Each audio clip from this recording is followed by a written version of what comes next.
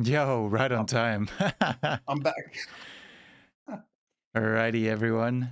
Welcome to the live stream, or the VOD if you're watching the VOD. That's very, very much appreciated. Polyverse people, come on in. File in. I like saying that. I like saying Polyverse people. Yeah, the Polyverse peeps. We out here. Polyverse peeps. Okay, yeah, we're live. I'm testing it. It's all good. We're up and running. So today I'm doing some writing. I'm chilling, hanging out with Static in the Polyverse Discord. How you doing, I go Static? by many names, but I'm static on Twitch, so I'll go by that. Yeah, for sure. Nice. Yeah, which do you prefer when Try we're not to when we're dox chatting myself. like this? Yeah, just call me static. I like that. Yeah, it It's rolls good. off the Thanks. tongue nicely, so I keep saying static. Yeah, nice. Yeah. Um, what are you writing on today, then? I'm working on a sample text zine. You know how I've had the freaking like not the Oh, YouTube, the Instagram for a while now, and I just do post by post every now and again. yeah. Love all the sample text stuff, by the way. Yeah, really good stuff. Thanks, man. It's definitely an insight into the art style that I like to do, and then like the unfiltered Mm. poetry that I like to do. When I don't have a purpose behind it, really, it's just like whatever comes out of my fingertips or my mouth. Um, Yeah. but yeah, so I'm working on a proper zine again because I've been wanting to do it for like a year now, but I just haven't set aside any time to. So yeah, I've chosen all the artwork and I've written a few poems. So I'm just filling out enough poems now to create the issue. Then I'll put it together. Nice. Which issue number would this be? Because I think I do remember you have done previous issues for sample text. Yeah, when it first started, I the idea was that it would be a digital zine. So I did Mm. one big issue and I like emailed it to everyone. But that's all I've done. So it's just the one issue like years ago. Um, so it's changed a lot since then. It's Oh, like I said, it's gone through different phases. I was putting it on Substack and then I was putting it on Instagram. So yeah, now I've figured out that it works quite well on Instagram, and now I'm going to do a zine again. yeah, So excellent. yeah, that's the plan. Yeah, nice. So, like, how far are we into the next issue? I think I want to do 12 pieces in each issue, I reckon, just to keep it a dozen. Yeah. So I've got all the artwork, made a few new ones, so that's pretty exciting. I'm quite happy with the new ones that I made. And you'll see they really, some of them quite look like the same sort of style as some of the cover art that I did for your recent musical project. Oh, Um, really? Yeah. yeah, just Yeah, because, that was very in keeping with your normal style. Or like I say normal, your style that you've yeah, they're done very, with other things like sample text, for example. Yeah. yeah, for And sure, like very chaotic and then super saturated is yes, how I like yeah, to super describe it. saturated.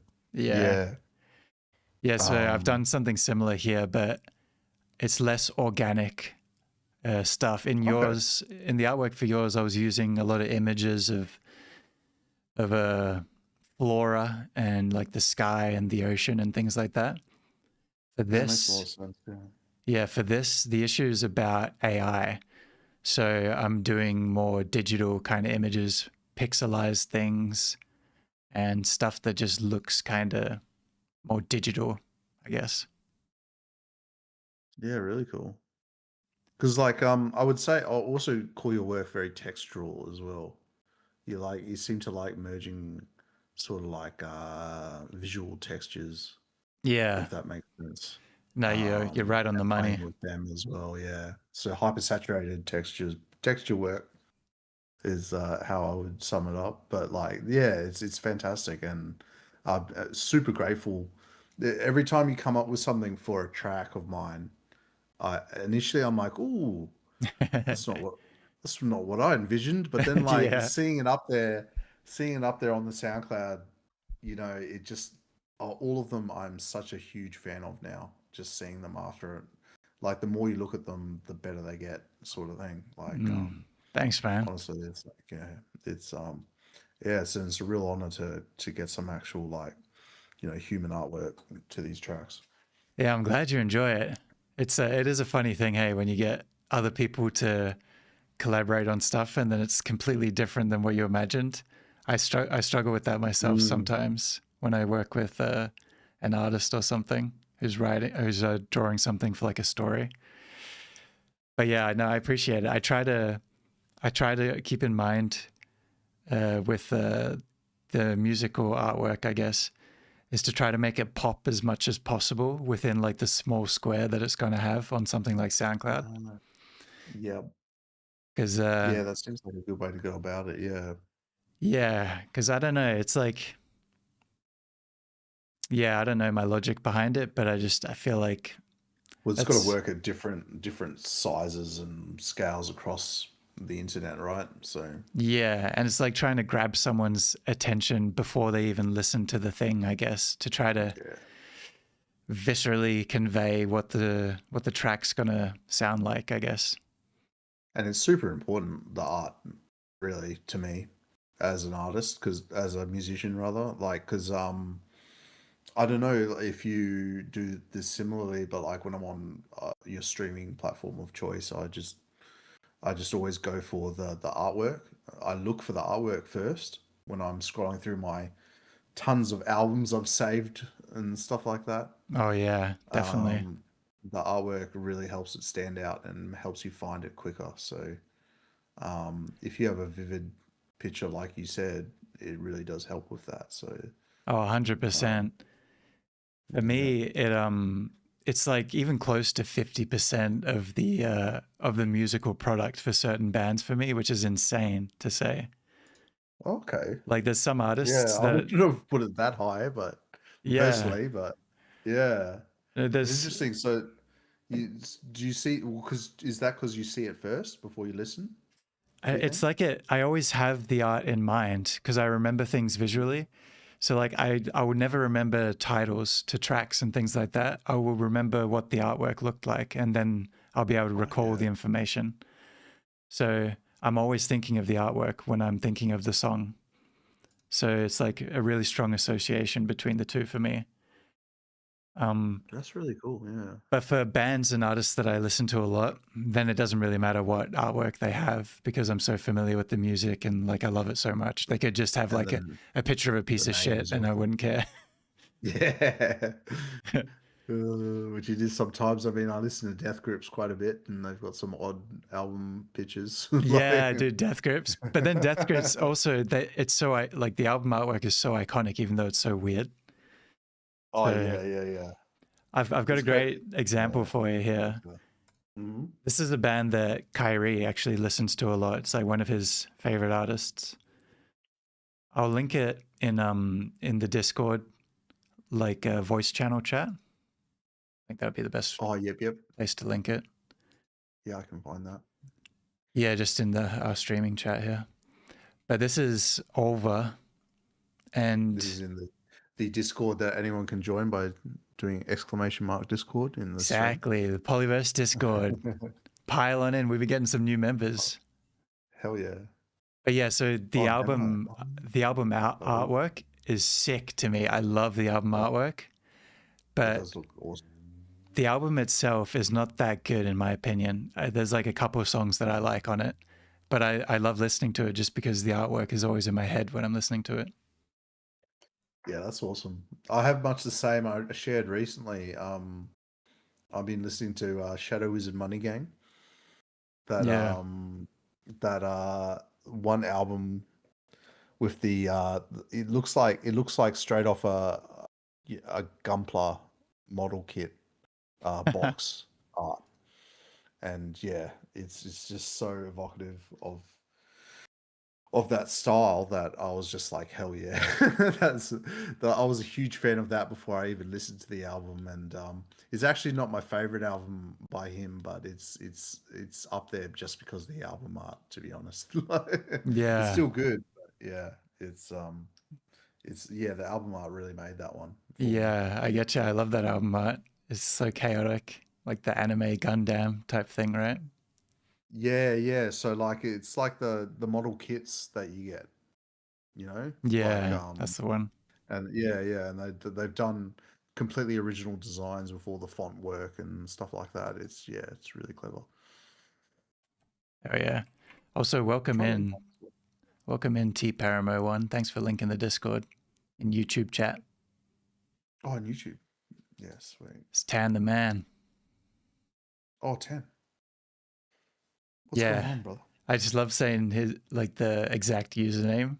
It's funny, T Paramo one. Also, anyone check out his channel for the Toast short film. That Oh, his YouTube channel. yeah, that's on his under his username. I'm pretty sure we've got a command for that in YouTube chat and in Twitch chat. Just exclamation mark Toast. The hit of 2024. Yeah, a great short film, soundtracked by Kyrie. Yeah, thanks, man. It's good stuff. Yeah, I really quite enjoy this. Some great shots, especially the action shots of you running. You've got good running form, man. Thanks. I ran a Like, lot. Like that was just at the end of when I just stopped running, but I'd been running like consistently for years at yeah, and that it point. shows because whenever I tried running back when I actually could run, it ended poorly because it's just there is a technique to it. But yeah, no, like the whole thing was great. To be honest, like Yeah. it was like, really quite good. Yeah, thanks, man. Yeah, Tanner put a lot of editing work and everything into that. It was kind of a spur of the moment idea to make it, but a few of us came together. It was Zach and myself, and then Tanner running the show, and yeah, it was a success. And then from that Oh, spawned the new It Lives on Tape season 2 with Zach as well. So yeah, yeah, nice. Yeah, I've got. Yeah, I don't know. Like, uh, I just want to throw out some music video ideas. oh yeah, please Are do. there? Yeah. Yeah. So, I'm trying not to overshoot the production limit that I'd have, Yeah. but it's like for Cage Mantra. Yep. I'm thinking about going to South Perth along the river. Good spot. Good spot. For some of it. Some of it'll be indoors, and then I step out into beside the river, and I look out across the cityscape. Hmm. And then there's a close up of me closing my eyes, and then the sky like sort of.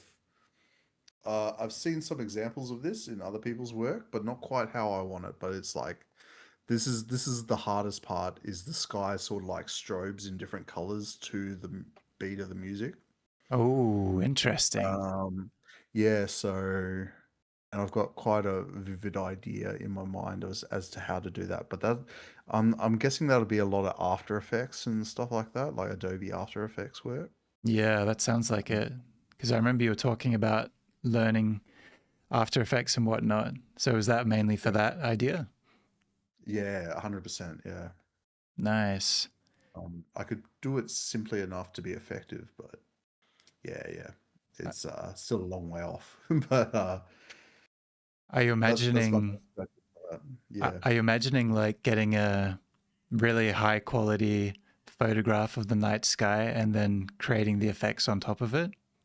Actually, during the day, I Oh, on was the thinking day. Okay, cool. with like almost like a black and white sort of unsaturated look to it, Ooh. and then to most of the scene, and then there's like it's yeah, it's a toss up between like the whole sky changing color, or there's like a sort of like a I haven't actually seen this movie, but you know the when they meet the aliens and they're doing that little rhythm game. Does anyone know what I'm Yeah. talking about? Are you talking about Osu? No, no, the in the movie, there's a movie where they meet the aliens for the first time. Oh, I can't Rival. even remember.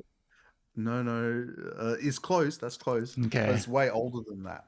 And they do a rhythm game with the lights in the sky of Oh my the God. alien spaceship. That is a terrible description, Tanner will know. Tanner will know. Yeah, Yeah, Close Encounters, he says. during the day, Tanner. Yeah, Close Encounters. There we Yeah, go. that's it. That's it entirely. So like the lights are sort of flashing through the sky to the beat of the one of the melody lines, and Ooh. yeah, it repeats throughout most of the song. And then I'm just sort of walking around, sort of jump cutting my way through the scene with that happening in the sky. That's a summary of it. Hell yeah. That sounds I don't know doable. if you can picture that. Yeah, but it's like I think it's very doable as long as I get some like sort of like still shots and then just edit me pacing back and forth or something like that. I don't know. Yeah. Yeah. Hell That's the yeah. first time I've told anyone about that. So hopefully I can get a more concrete sort of written down version or something, but and storyboard it later. Yeah, for sure. Well, now it's Yeah, saved on the VOD, so we can refer back to it too. that's awesome. Yeah, Close Encounters of the Fourth Kind. I haven't actually seen that, Tanner, but I've seen that scene where they're talking to the aliens and there's that flashing light business going on, and yeah, that's sort of like what I want. But yeah, Yeah, that sounds sick. if you, yeah, if you're all interested at all in helping me out, I've got like a time deadline of like maybe 2 years that we might be able to get it done. But like, yeah. Yeah, for sure. Yeah, I'd be down to try to. I want to try doing some more uh, video work, so I'm down to try. We can learn some new stuff and see if we can problem solve and figure it out. Yeah, that'd be cool. I'll definitely look into. I don't know where to start with the visual effects stuff. Whether it's After Effects or some other program would be better for that, but I'm not sure. Yeah, Yeah, After but I have Effects got people is, to join in.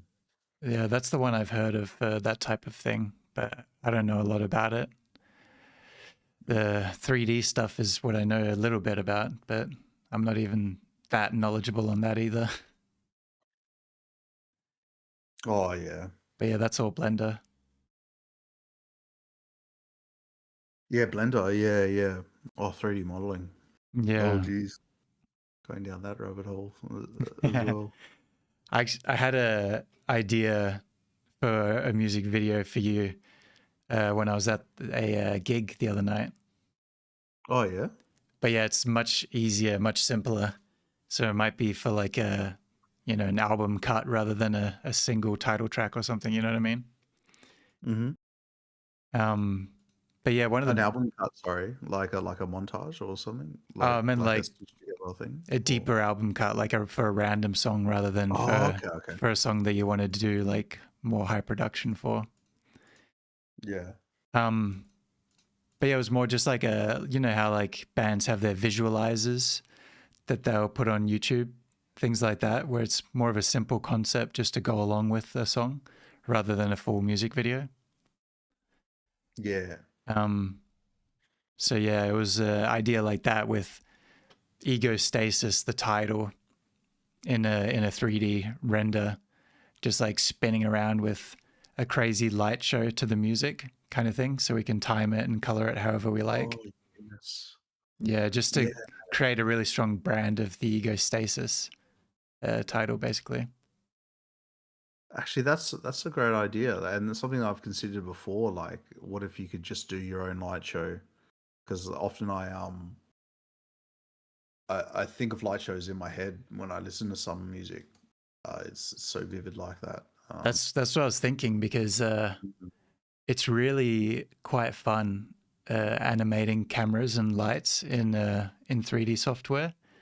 So Oh, okay, I feel like uh, that'd be perfect to learn the ropes a bit yeah, exactly. with that. I feel like we could just hang out a few times and learn it pretty well, and then you'd be able to program your own light show into something. Oh, that'd be fantastic, actually. Because I Because it's all remember, just yeah, syncing things with sound yeah, is that's the hard really part. tough for me. Yeah, unless it's like MIDI triggered or something, which would be even more difficult, I'd imagine, to do. Yeah, But yeah, there's yeah, such no, good tutorials for Blender and stuff. See, I remember I used to know how to do it really well, but Hmm. I'd have to relearn it now. But I have like the general concept of how to do it in my head. Yeah, look, it's mainly for my music, so like, um, I'd love to learn those skills, anyway. Yeah. So I think I'll look into it over the next year or so and see what I come up with. That'd be good. That'd be cool. Yeah, I feel like you'd be really good at that, like syncing But the for the light lights to show, the tunes. what software do you recommend for the light show stuff? You can do it directly in Blender in the 3D software. In Blender. So Okay. then you Yeah, yeah. can, because then if you have Oh, a 3D model, like the egostasis name or something in 3D, hmm. with, you can do whatever you want. Like you could have an object in there mixing around with it as well. And then you can play the lights off of the object, in the 3D space, like perfectly, rather than trying to mimic that in After Effects afterwards or something. Yeah. No, that sounds awesome. And then you can even do something like After Effects afterwards to make it, even more of an aesthetic to it. Yeah. Yeah, the possibilities there are quite good. Yeah. But yeah, anyway, I got the idea because the live show that I went to, one of the bands, just behind them on the like projector, it was like a projector screen behind them or something. And they just had their name. It was Delta Sleep. They just had a big 3D Oh, like logo of Delta Sleep just spinning around in a circle just for their whole set. And it was just so simple, but it was so effective. So yeah, I nice. was like, yeah, that's Yeah, kind of and I sick. mean, for just getting your music up on a visual medium like YouTube, that's all you need really. But if you can put some light show with it, it would be even better. Yeah, exactly. And then it's because it's in the 3D space, you can, have all the separate parts saved, so you can just go back to whichever one, you can take the lights out, you can change them for a different song, whatever you like. Yeah. No, that sounds really good. Uh, But yeah, I'm yeah, it's curious. the future of visual egostasis work. Uh, just right there. That's really cool. Yeah, there's a whole world out there. But I'm curious. I got to go watch the Close Encounters of the Fourth Kind. I think I saw it a long time ago, but I don't remember the scene Oh, that you're talking I about. haven't actually. I'm just not gonna lie. I haven't actually seen it. It's just that scene is so popular in you know, it like sort of Mm, cult classic sort of vibe that I've seen that part of it just through osmosis. So yeah, just the way the lights display and that sort of thing. It's sort of like skittering across the sky, almost like a MIDI lane on a door or something, on a digital audio workstation, just like floating past in the yeah, sky. It would be pretty cool. yeah, I love it. I can imagine it coming out really nicely. Yeah. The only thing is, it's quite a complex part, so to get it right would be pretty tough. But yeah. Oh yeah. So what are we writing today, Mr. Polyverse? I'm Polly? yeah, I'm fiddling around with some of these AI poems basically. So nothing too crazy, nothing too like locked in that I need to be locked in for. It's just like getting out the sentences and then flowing from there. I So are these poems on the concept of AI, or are you AI generating these poems, or what? no, this like anti AI poetry. So Ah, cool. I'm doing a like I said, the sample text zine theme because right, I had this thought that a lot of my sample text artworks I think kind of look like they could have been generated by AI because sometimes I go for this sort of exaggerated reality strangeness to it, which I think Mhm. AI kind of does on its own a lot of the time. So I started getting in my head about that thought, and I was like, uh, I'm gonna create a distinction so that there's no Yeah. so there's no I was gonna distinction say in how the you can future. break out from that. Yeah, yeah, from that. Yeah, I'm like, I claim the Yeah. weird hyper real like artwork. That's my thing, not AI's thing. Damn it, and I do it better. It's sort of So happening with me in music as well. If like I came across this artist, um, and they don't have much of a presence online.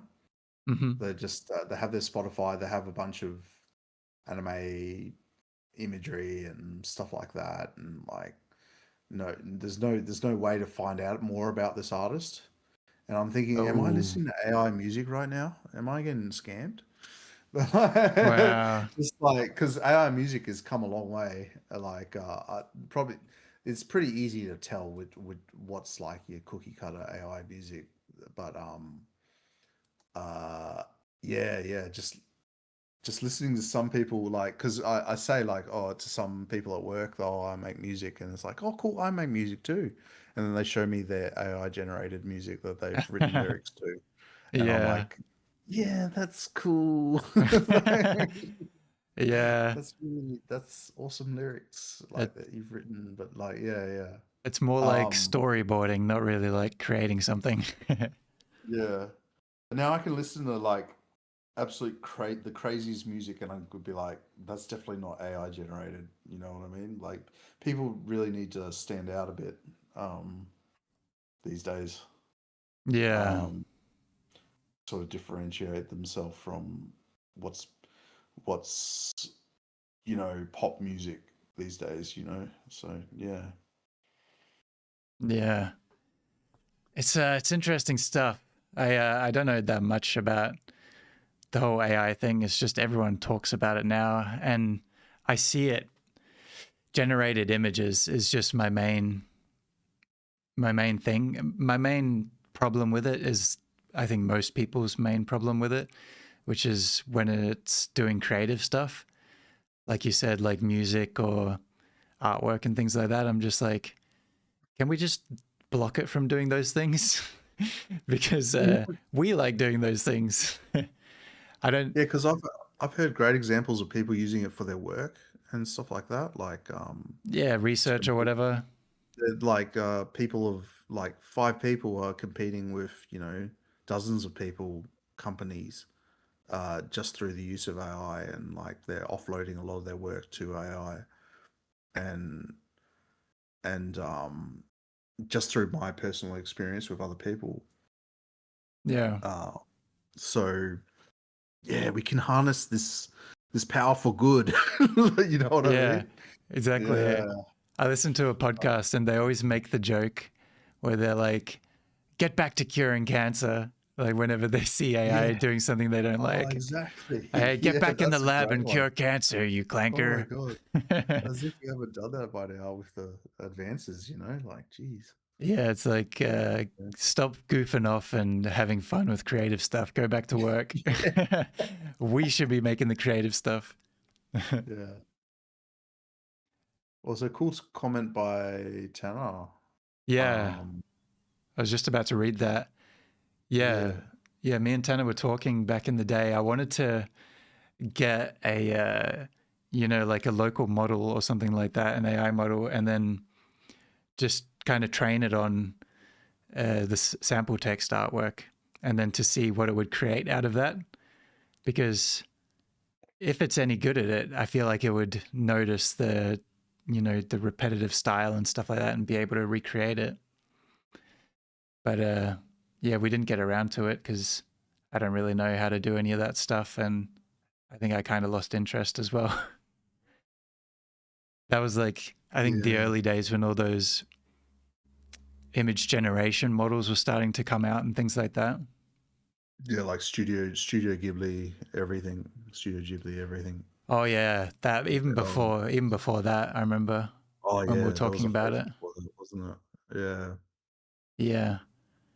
But yeah, I'm still curious of how it would interpret sample text. I think Tanner's right. I think it would be pretty chopped. Yeah. It'd be like, this is just a mess that's colorful, so I'll just do that. And it's like, yeah, is it accurate? I don't know. But yeah, like I was caught up in the AI generative art for a while there. I was like, oh, I just throw away like Google image photos on most of my tracks on SoundCloud anyway, so why not generate something that I want?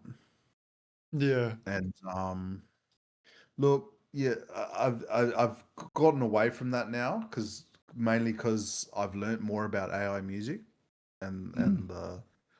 and um and how much I want to distance myself from that. But yeah, uh, Yeah, no, I completely understand. Like I said, I was on the fence about it initially because I didn't know anything about it, and I still barely know anything about it. yeah, it's a big compromise, Yeah, like coming up with things I to hate. yeah with AI gen. Hey, what up, Hey, we got Tan? 10 on. Oh, Crumbly sorry, I Ghost? didn't realize I was off mute. I was just talking to Jane. That's all right. Yeah, I'm in this Well, channel, so feel free to chat or mute, whichever you like. It's all good. no, that's fine. I just thought I'd call in and you know, say my piece, Oh, for sure. Oh, defend myself. defend yourself. What do you have to defend yourself? Now you're on the stand. For wanting to turn Torkel's artwork into AI slop. Oh no, Um, that was a mutual idea. I think I pitched it to yeah, you no, initially. totally. I think so. Yeah. Yeah.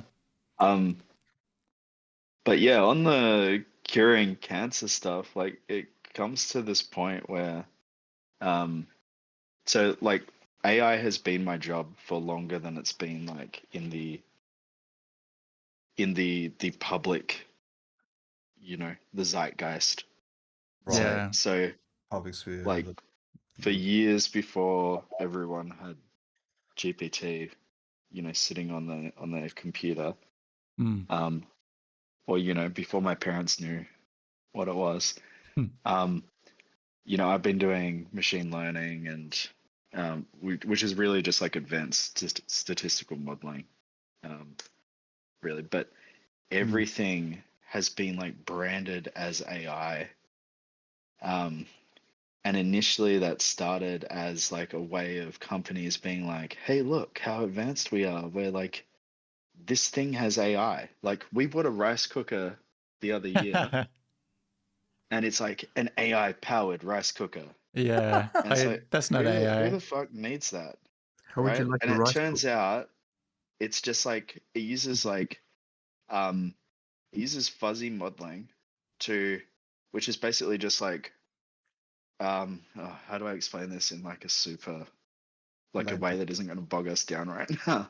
Mm. It goes for the weight of rice or whatever that is in my receptacle right now. How long do I think this will take to cook? And so it uses like variable modeling to determine cook time. Oh wow. Now, Mhm. that's not the same AI that we talk about when we talk about like large language models or these like image generation models. Yeah. Um, like that's something completely different. But it's called AI because it comes with like some street cred, that company can charge more for that rice cooker.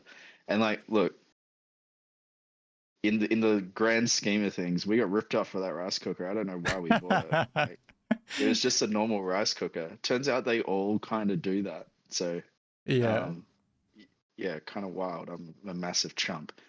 I'll be the first to admit it. But like that has happened across the board. Like very early on, it became like we're using AI. We as a company are using AI, and it's making us better and faster and stronger. And now the flip side has like we're at the tail end of that positive, like, oh, that's crazy, man, you're so advanced.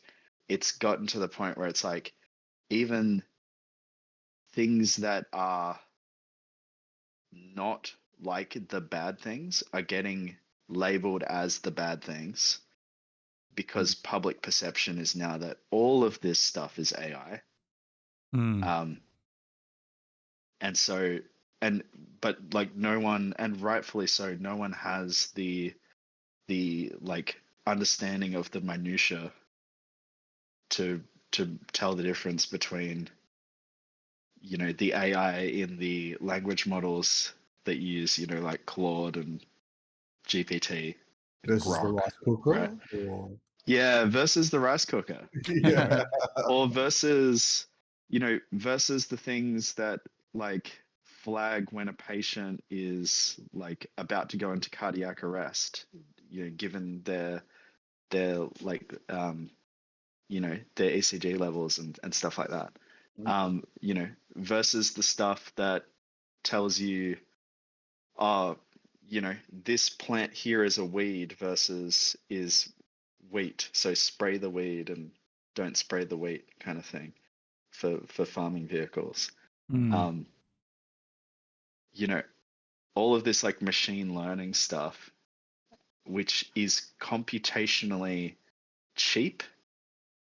So it's not using a ton of water. It's not using, like, you can train it. You can train these models on your laptop, which is what I've been doing for years. So like they're very like low impact models, but like if you talk about those sorts of things or use those sorts of things now publicly, then what I've personally found is that people react negatively to it, or react to it in the same way as you would talking about like generating art or generating text. So Okay. anyway, that's yeah. I get you. Oh, that's just a bit about my lived experience. But totally. That public backlash, like I've seen it on social media. Uh, I've been a part of it for the creative process, but I definitely do agree with people who like industry stalwarts, like saying that it is the next step in the evolution of creation and that sort of thing. But yeah, look, I like I think said they're before, idiots. oh yeah, but I mean, I come don't on, like, think. well, like for instance, well, like the conversion from analog to digital, like no one at the time was complaining about it, but now we want to go back to the old days of 8-track tape recorders and stuff like that, like quarter-inch tape. Yeah. Um, it just comes full circle. I feel like we will eventually reach that stage where where people are embracing this to further our creative prospects and stuff like that. But are we there right now? Probably not. But yeah. Yeah, Yeah. sorry, Torkel, I'll let you go. This I is was your gonna, show. I was gonna say, I think I know what you mean. There's a portion of people online that have that sort of reaction. I think I mostly see it from quite young people that don't really know anything about AI. They've just, you know, seen it replicate images, so they think all of it's bad, kind of thing. So yeah, I think they certainly exist. I guess a lot of the people that I follow are kind of like millennials online who are in tech a little bit and stuff like that. So they usually like understand the nuances of AI's different uses, but they're against it for generative image stuff, or you know, the kind of things that it's not really doing that much for Hmm. in terms of Yeah. creating novels or whatever, making music. It's like, Yeah. but I was going to say as well that then the part that I don't like, which I find really odd, is the whole this like tech bro AGI race thing. And when I first Mhm. read like journalists who were talking about it, I was like, surely this is not true. That the owners of these different tech companies believe in this race to AGI as like the goal for everything that they're working on at the moment. And I don't know. It seems like that is the case for like certain billionaires around the world. They they really want to invest as much as they can into trying to reach this end point of AI. And I don't think there is an end point of AI. I don't really understand that. It doesn't quite make sense to me. No, I think that's delusion. Yeah, And that's the vibe I get. I think it's loneliness that's being misattributed as something else for Okay. them, like within them.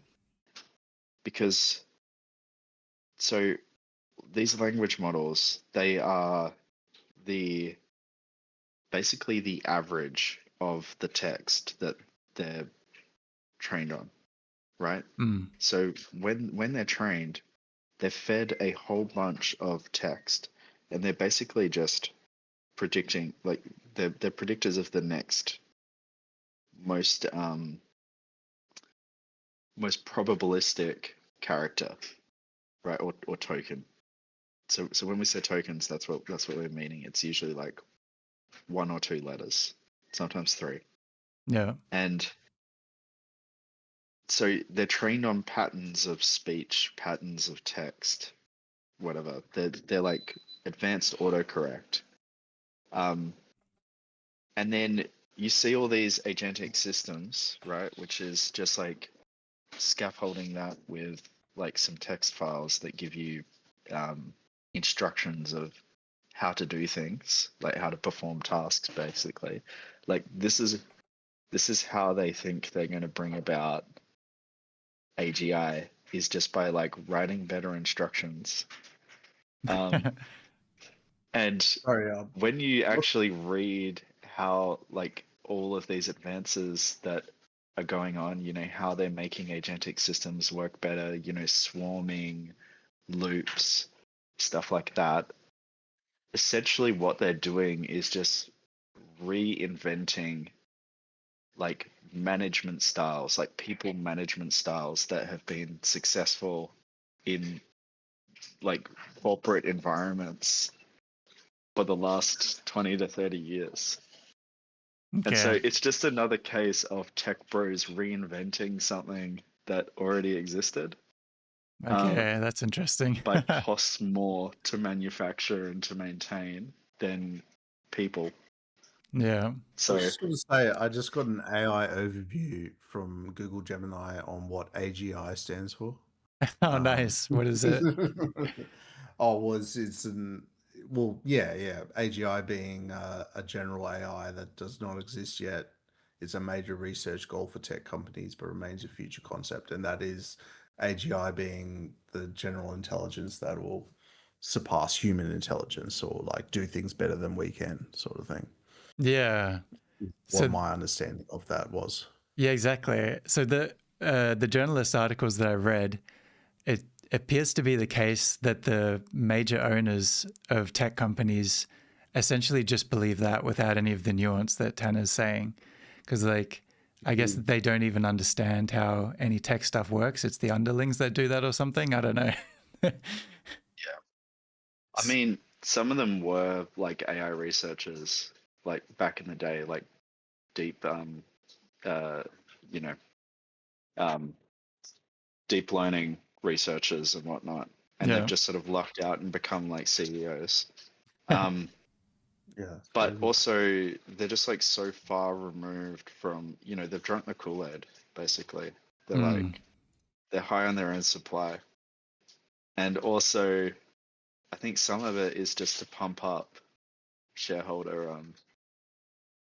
like to pump up shares, right? Because Yeah. the whole Mm. thing, the whole industry is built on venture capitalist funding. Hmm. Because it's extremely expensive to run.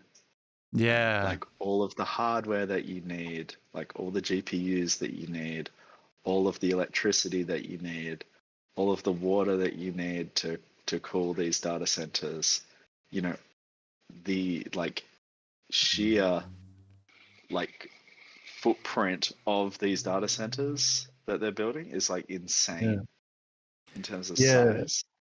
There's The, like trillions of dollars that are just like passed around as debt between all of these AI companies that eventually I think will be passed on to the consumer.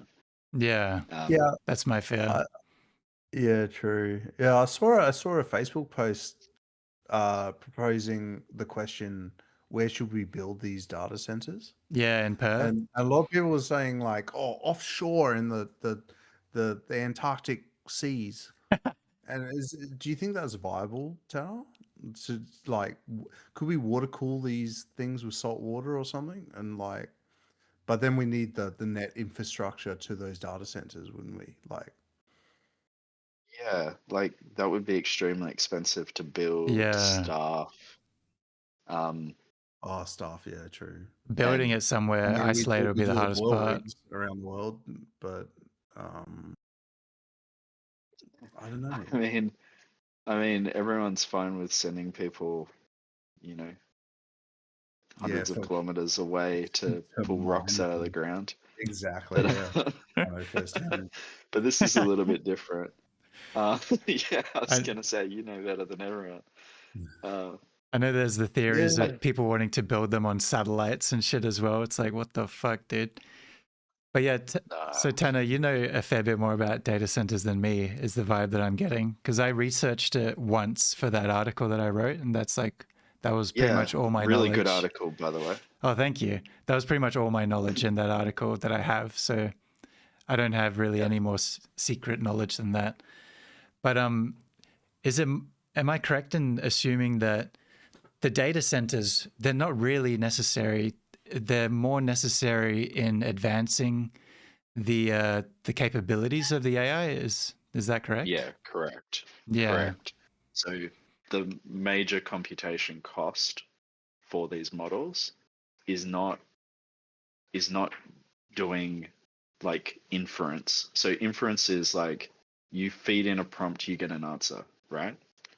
Yeah. Um, training is where all of the heavy computers, because you've got huge amounts of data that's being passed to the model, Hmm.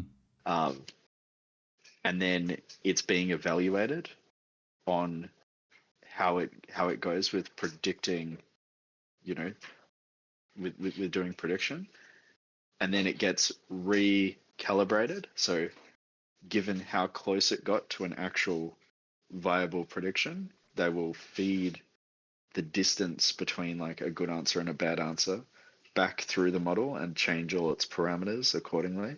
And then they'll run all the data through it again and see how it goes. Hmm. And then back propagate again, change all the parameters. Um, and they do that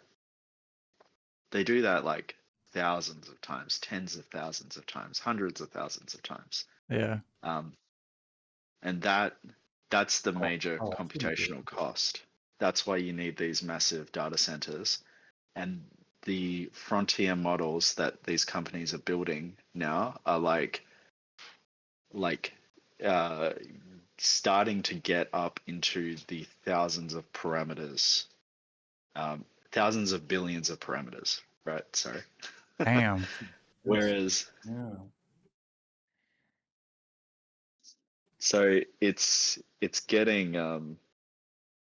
that's why they're trying to build larger data centers, more data centers. Now, there's a decreased return on investment that they're finding. There seems to be a ceiling. How many data centers do we need, Tal? You reckon? Infinite. I don't think we need Infinite? no. We, Infinite. a That's data kind center for of. every boy and girl. I don't even know how many data centers there are right now. Like, I but think the AGI logic is like infinite essentially, which I find quite worrying because we're in the early stages now and there's just so many being built.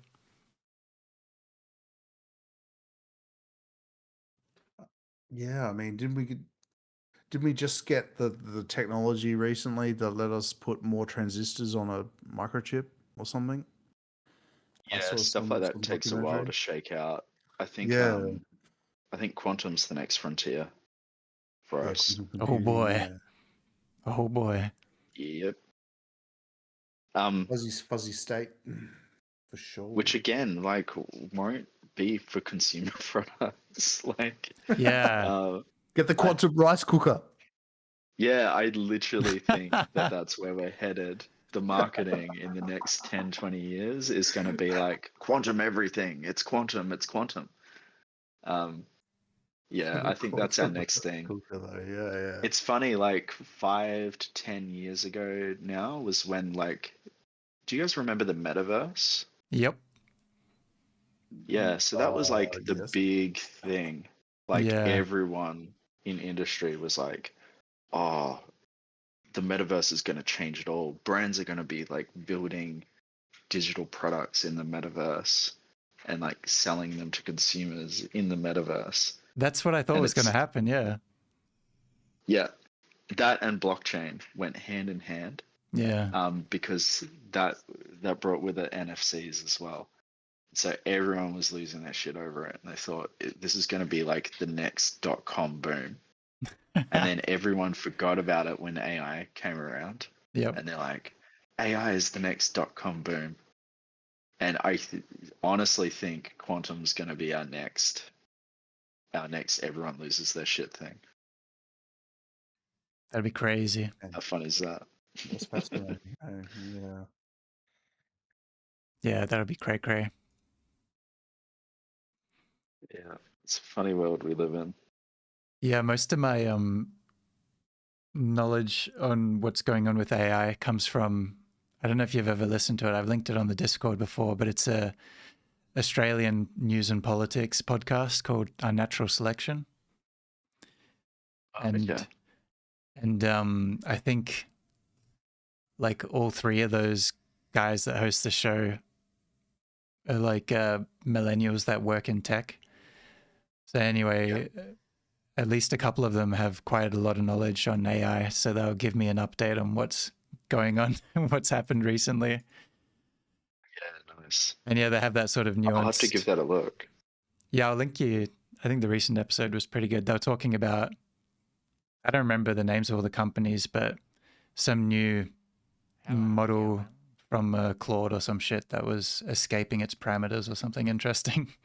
Yeah, Fable 5, part of the Mythos project. Yeah. Yeah, a lot of people, especially in cybersecurity, thought that they were going to be losing their jobs because of it, because it found some zero-day exploits in a whole bunch of like open source stuff, which is like pretty fundamental to a lot of like servers and stuff like that. Yeah. Yeah. Well, And the problem is a lot of like cybersecurity people get stressed out about that, and for good reason, because a lot of these like big tech companies, you know, your Atlassian, your like Meta, your like, you know, Amazon, Airbnb, you know, all of these like Silicon Valley kind of tech companies, they actually react to a lot of this news like very quickly, as if it's like an actual indicator of what reality is going to be like. Yeah. And so if you work for one of those companies and news like that comes out that like, oh, this model found zero-day exploits, we're going to be able to use it to basically replace any cybersecurity person, they start rolling out redundancies like almost immediately. Or the CEO will write a LinkedIn post that goes, yeah, we're replacing like 60% of our workforce in this area with AI effective immediately, kind of thing. And so like people actually lose their jobs over stuff like that. That's crazy. Fucking insane. yo, sorry to interject, but I think we just got raided Yeah, on thank you. Twitch. Thank you, Zane. We're talking about AI stuff, and Zane's a fellow anti-AI artist. He does Yeah, brother. he does original artwork and Twitch streams. Cool stuff. I was actually just watching your stream earlier before I started this one. So thanks for the raid, y'all. Welcome to Pollyverse. My name is Torkel, and I'm here chatting with Static and Grumbly Ghost. And we're just hanging out, doing some writing. I'm doing some anti-AI poetry. So we're talking about some of the crazy shit that's going on with tech companies and whatnot. So take a seat and thanks for being here. Yeah. Welcome in. Grumbly, you seem quite knowledgeable on this. Forgive me, but like, do you work in this I'm not field? really, but yeah, I work in like mainly data science and data engineering. Oh man, that's so cool. It's like So you say those words, it means nothing to me, but it sounds very impressive. I just I do FIFO for mining companies. I'm a cog in the machine, brother. You're pushing the way. What? No, please go on. a What do you very do? important cog. So a lot of what I do is kind of more on the moving data around side of things.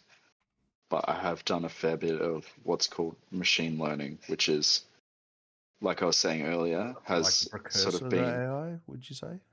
Or well, yeah, the whole AI thing is like a marketing umbrella, basically. Um, like I was saying before, it's like it gets lumped in both by the companies that are leveraging it, trying to like make everything sound very advanced, and also by the public as well. Like it's the what you would call like AI that like monitors like patient health, like looking at their heart rate and blood sugar levels and stuff like that, and like determining health outcomes, isn't the AI that is in your is like Claude or Claude ChatGPT or stuff like that. Yeah. Yeah, it's like the first one is machine learning or like deep learning, and then that other stuff is like generative language modeling, and that they do have stuff in common. Like at their baseline, they're mathematical models, but it's like very different use cases, very different like preparations of data, very different computational footprint. So like the cost of training that like medical model that I talked about is like much less than the cost of training a large language model. So you don't at all need a massive data center Stuff that to saves do lives, that basically. computation. Yeah, a lot of the stuff that people are doing that is like saving lives or is like cool, like very focused use cases is computationally very cheap, But this whole, like Torkel was saying, the whole pursuit for a generalized intelligence is such a foolhardy and like expensive endeavor. Yeah.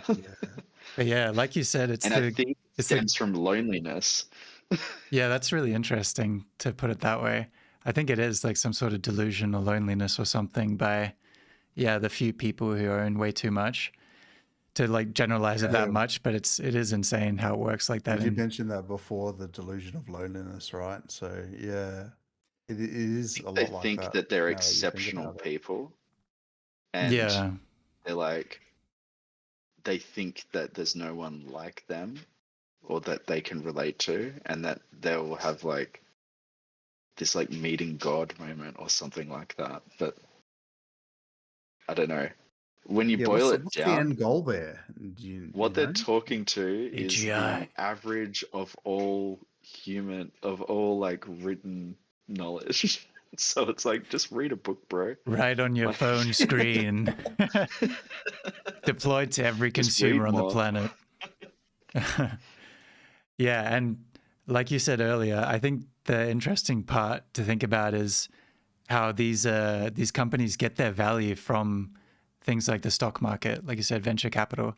So by investing endlessly into this pursuit of this god of AI, as delusional as it sounds, they can just try to balance the sheet to be like, investing into the data centers and whatnot, whatever's necessary to create advancements, but then make sure it's not too much so that they're not, I guess, outspending the potential gains that they're getting on the stock market for it.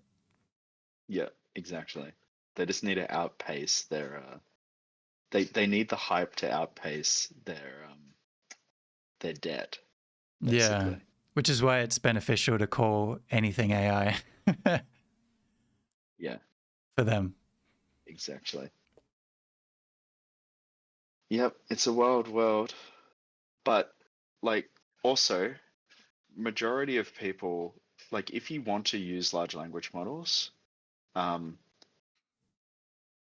the majority of use cases that your average person would have, you know, like I don't know, like using it to do some like brief research on the internet, or like throwing together like a simple throwaway Python script or something. You can get by using open source locally hosted models. Like most people I know who play games on their computer would have a graphics card that can, you know, pretty easily host quite a capable model. Yeah. And like you don't need a frontier model that these companies are training and pushing down your throat. Like if you need to use something like that, and there are like Yeah, I've heard of that, like hosting it locally on your PC, and then it only fetches what it needs from bigger centers or something. I don't know. That's probably pretty layman's terms there, but no, it like literally just doesn't connect to the internet or oh, it anything doesn't like connect that. at all. It's just totally local. Purely running on your machine. It's like so much more like environmentally friendly. Now, also like the flip side of that is like I don't think that I obviously don't think that a valid use of these language models is to produce art or, you know, produce like yeah, look, like they're Yeah. not to be used creatively Creatively, is yeah. what I mean. 100%. Yeah, like we said Yeah, before, it's go cure cancer.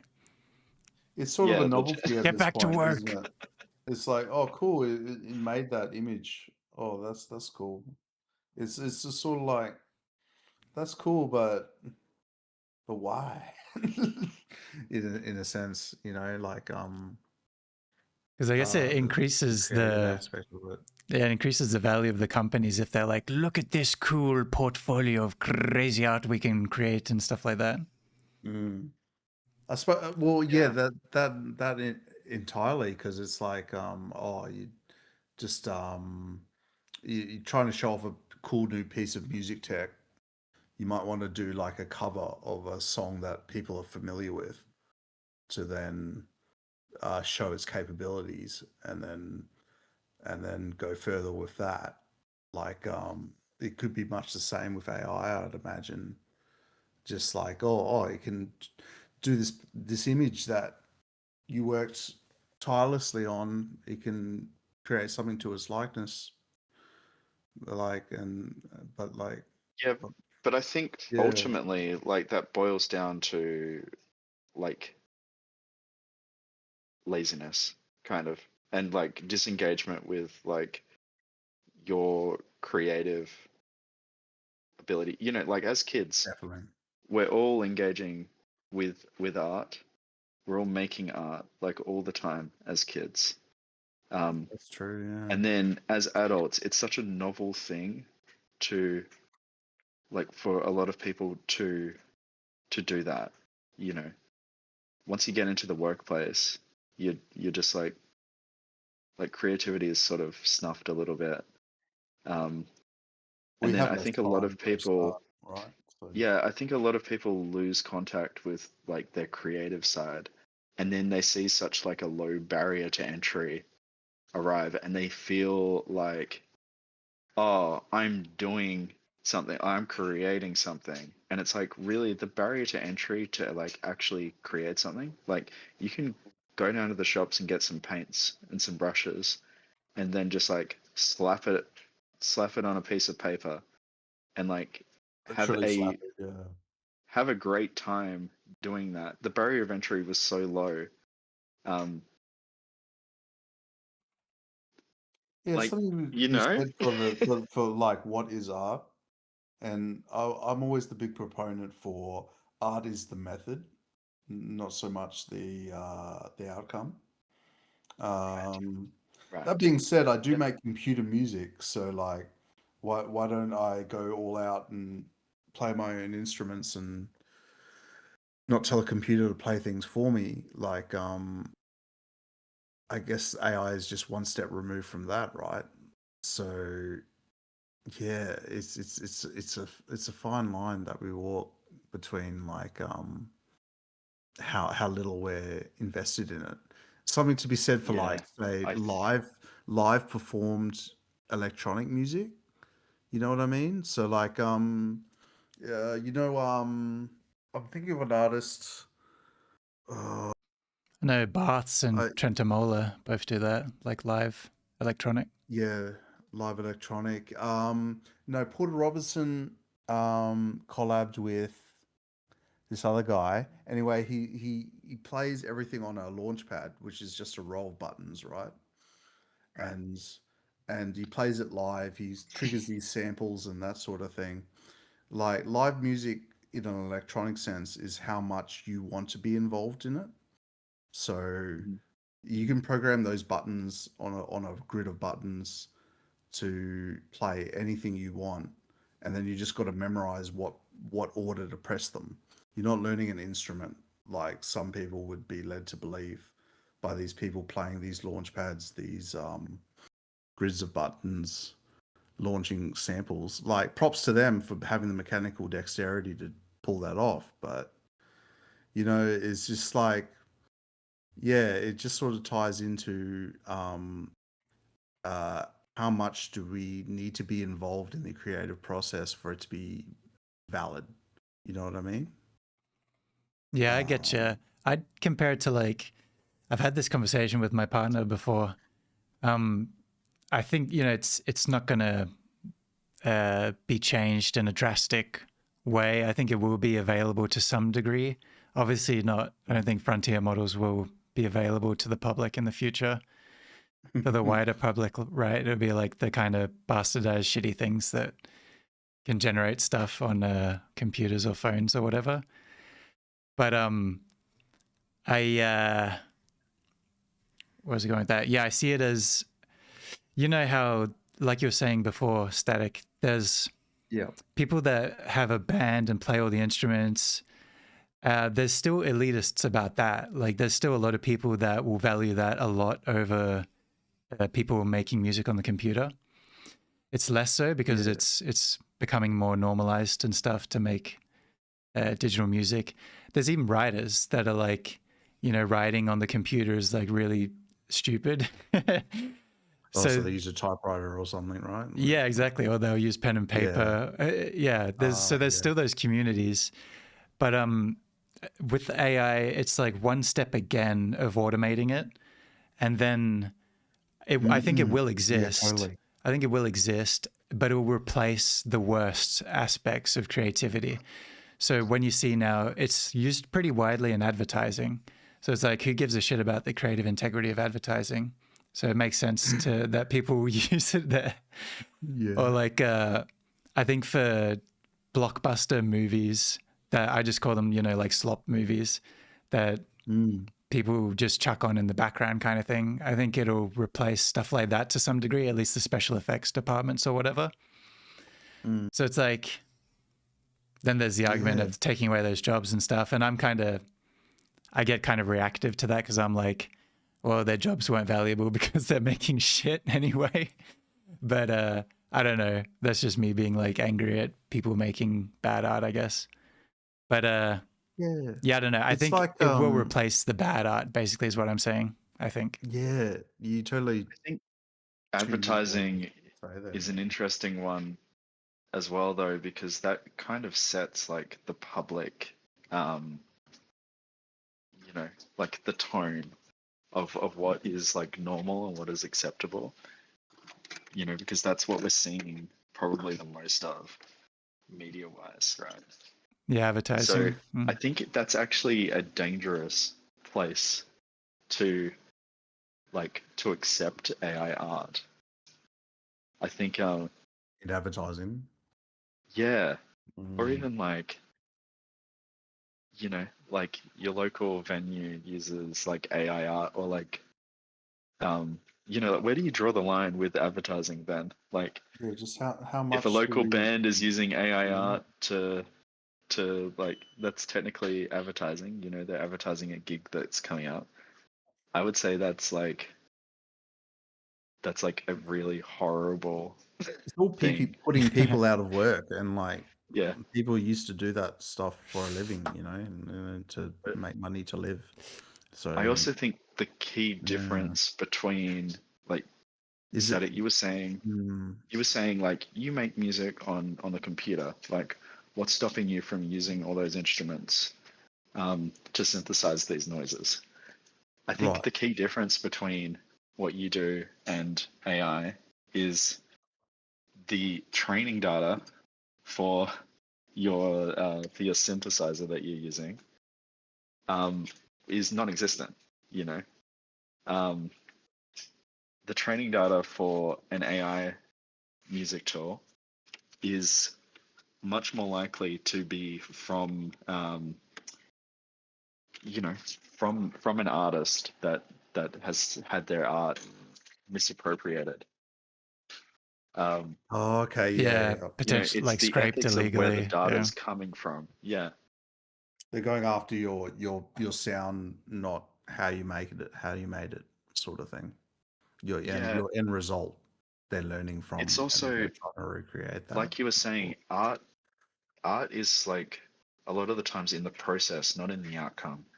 Yeah, And like I so said, it's this like fetishization of the outcome, you know, which is what the data represents. The data is just like a whole bunch of outcomes. You know, it's a whole Mm, bunch of people's songs, a whole bunch of people's pictures, a whole bunch of things that people have written.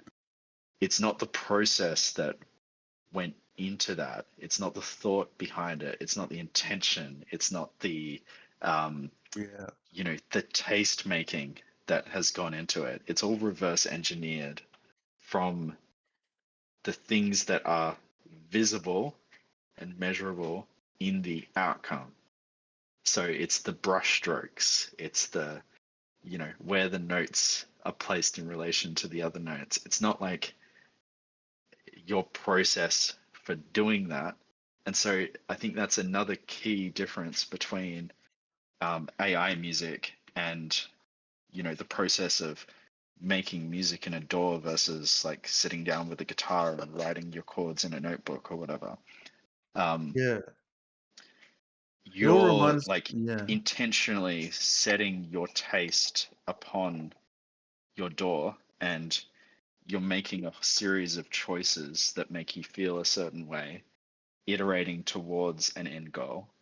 But it's not the end goal that is your art, it's the process and like your imprint on it. yeah, Yeah, exactly. 100%. Yeah. Yeah, you put that really well. That's entirely what I'm about. Yeah. Um, it, yeah, no, you summed it up really well. Another example I thought of was in an acoustic sense, and this is like pretty far removed from the electronic live sense, was like hand pans, the um the percussive instrument. They're tuned to a certain scale, and you literally can't play a wrong note, even if you tried. And then someone Ooh. pointed that out to me, and they're like, um, does that lessen the experience that I'm having listening to this beautiful acoustic instrument, like being played really well? Um, I don't know, like it's not like a keyboard where you could play it wrong and not express what you're trying to express. Um, well, then again, saying that, you could always just like there's the yeah, like ties into what you're saying, Tanner, about the Grumbly, about the intent versus the and the method versus the overall end result, which really doesn't matter in a lot of people's art. Yeah, I In a think sense.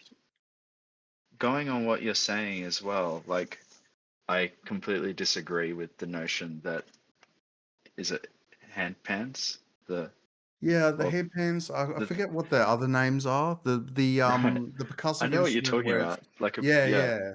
It's like a reverse sort of like conga drum or something. yeah. So I completely Mm, disagree with the notion that someone playing on that isn't engaging in art because they're not able to mm, make a mistake physically. Um, yeah. because it's I think it's much more about the connection and the expression of one human to another, right? Yeah. Um, and also, so this is going back to what you were saying as well about like live electronic music and how some people just like queue up things to go and they're like barely involved with the reproduction of their music to a live audience. I mean, one Um, extreme would be DJing versus playing an electronic drum kit or something. You know, yeah. right. But there's still like there's still value to that because they have created the music in the first place. They're in the room engaging with people who are engaging with their art. Mm. And it's more than a case of um, how they engage with their audience, and less so about how they reproduce the tracks, you know, in a genuine way. Like Yeah. I think it's valid. You know, Yeah, even though also, there's like no chance for mistakes, no one's going to a show being like, "Oh, I hope they play a wrong note." Like that'll be so human. That'll be Yeah. that'll be amazing. Oh my god, if they Oh, played the wrong track, when they've queued up one yeah. track and there's a wrong instrument in there or something. Oh, That goes so bliss! Like that that's goes what I'm there so for. deep, doesn't it? Yeah, yeah, yeah. and I will say as well, I don't like the viewing of music as there's potential mistakes that can be made and stuff like that. It's like there's different choices that can be made because there's like such dissonant music that can be made that a lot of people listen to, and like offbeat stuff that's really weird that people listen to still. Whereas it would be like technically kind of strange to make those decisions. It's a unique decision that that person's making. And that's the thing, when like you're using AI to prompt something, then it's just the prompt is the only decision that you're making. And then it's like Tanner said before, it's going based on what it is drawing from what it's learned from instead of you drawing from what you've learned from. So yeah, it's losing that unique imprint of why you'd come to that decision. It's like the free will kind of thing. Like, why would you come to the decision of playing that key? It's like because of something you've heard lately or something like that, you know? Yeah, totally. It's interesting. I saw it, well that whole thing on playing it live to an audience. I went to an Alexis on Fire concert once, Nice. or it was part of a festival. And anyway, they riffed on the song. Like the singer was doing sort of was jazzing it up, more or less, Yeah. and not delivering it like how it was recorded in the album. And some people were actually complaining about that online and stuff like that, saying that they're like that and it wasn't enough of what they experienced as the recorded thing. And it's like, yeah, there's just whole different levels to playing live as to recording, but it all just boils down to like the method and stuff at the end of the day, doesn't it? I Yeah, suppose. personal tastes. I get that because I feel like I like familiarity. So then when something changes live, I'm like, what was that?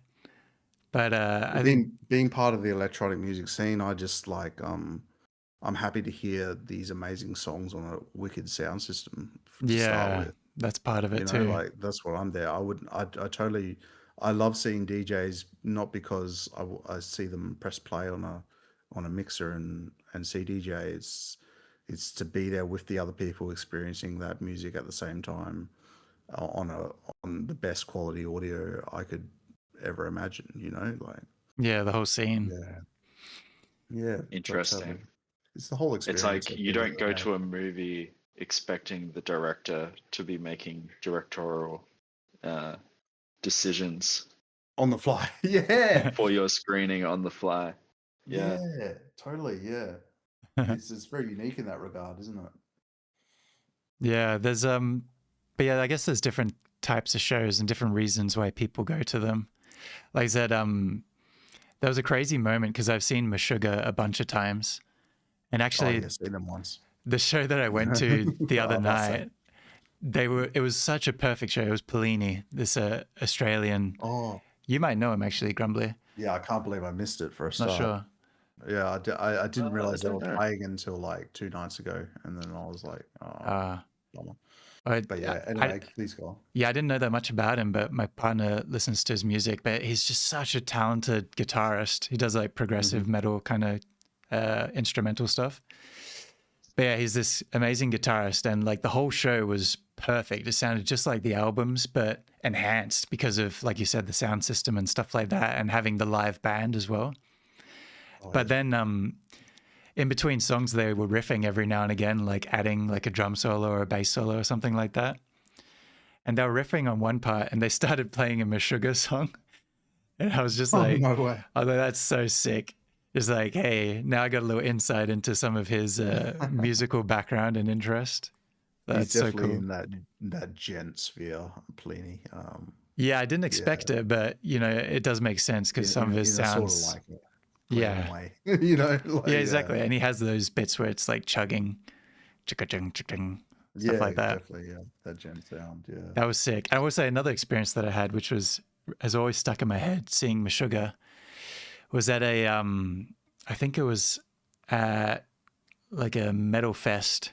I think that was literally the name of the festival. It was like, or Metal Town, it was called in Sweden. Mm. And it was the drummer, because he has like I think a pretty severe spinal injury that happened to him like years ago in the past. And so sometimes he says that his back like seizes up, and he was worried for a while that he might not be able to drum again and stuff like that. But anyway, they were playing one of my favorite songs, New Millennium Cyanide Christ. And you could tell that he was struggling with the drumming on it. And I've never heard, like, they're such a robotic band. They're very mechanical and just precise. And I've never heard them struggle like that. And it just sounded like he was missing hits on the drums. It was so interesting. And it was just for that song. And I was looking at him, and he just looked exasperated, where usually he's pretty calm. It was really interesting. And I guess that's the beauty in recording things, is that it captures a moment in time. Like I've watched Architects, the metalcore band. Oh, yeah. They're just flat out, 100% flat out, like all the time throughout their album, and there's no way to no room to breathe basically. Mm. And during their shows they're like they pause between songs and catch their breath, and then they dive back into it. But uh yeah, that's the beauty of recording and recording your art, is that you can actually capture a moment in time. You to recreate that live is not always the most important part, but that we've discussed earlier. But um yeah, It's interesting, eh? it's Like, just that I the fact that you really, can, yeah, you can capture things, and that's what drew me to electronic music. Sorry, is just like just the fact that you can recreate things that and replicate things that you can't do 100% of the time with a keyboard or whatever, you know. So yeah. Yeah, for sure. There's entire new genres that have been built through the advancements of electronic music that are so sick and so crazy. It's a lot of fun. I was going to say, I really Yeah, like but how Tyler, the Creator, at his concerts, how yeah. it sounds completely different from anything recorded just because he's yelling into the microphone the whole show instead of, you know, being calm and collected and singing and rapping. He's just Yeah. yelling his freaking heart out. Yeah, I've often seen DJs change their sets to more like, you know, party atmosphere stuff Mm. as opposed to like what they normally play, like their produced work and that sort of thing.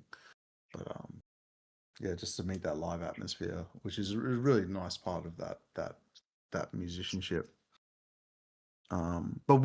But drawing that back to AI, like where do we draw the line? Like, it was cool when we went from quarter-inch tape to digital audio converters, digital analog converters rather, and Yeah. we're sequencing things on a computer, but but No, I get but you. I think like I yeah, I reject the premise of drawing the line. It's like I think mm, the line cannot be drawn and it already hasn't been drawn. It's like for us as mm, individuals to decide where the line is for us personally. So I would love it if uh, if public use of like image generation and music generation and stuff like that was somehow dismantled. I think it's impossible. Um, I but think like but because Damon it's Albarn's Gorillas, man. Sorry, but like Damon Albarn's Gorillas. okay. Imagine that was like created to be like the AI band of the time, don't you think? Do you mean like Um, Gorillaz, the British band? Is that what you mean? yeah, the British band. Yeah, totally. Sorry, Because they're got like distracted. animated and stuff like that. Yeah, well, the is sort of like there's no face to the band, that sort of thing. Do you think we'll go to that stage where AI is like creating a fandom? Oh yeah, Or we already have. We're already at that stage. Yeah. oh, I've really? I've seen lots of like AI generated bands that are on Instagram now, Oh yeah, promoting true. like images of But themselves and stuff. is that through ignorance more than anything, or not?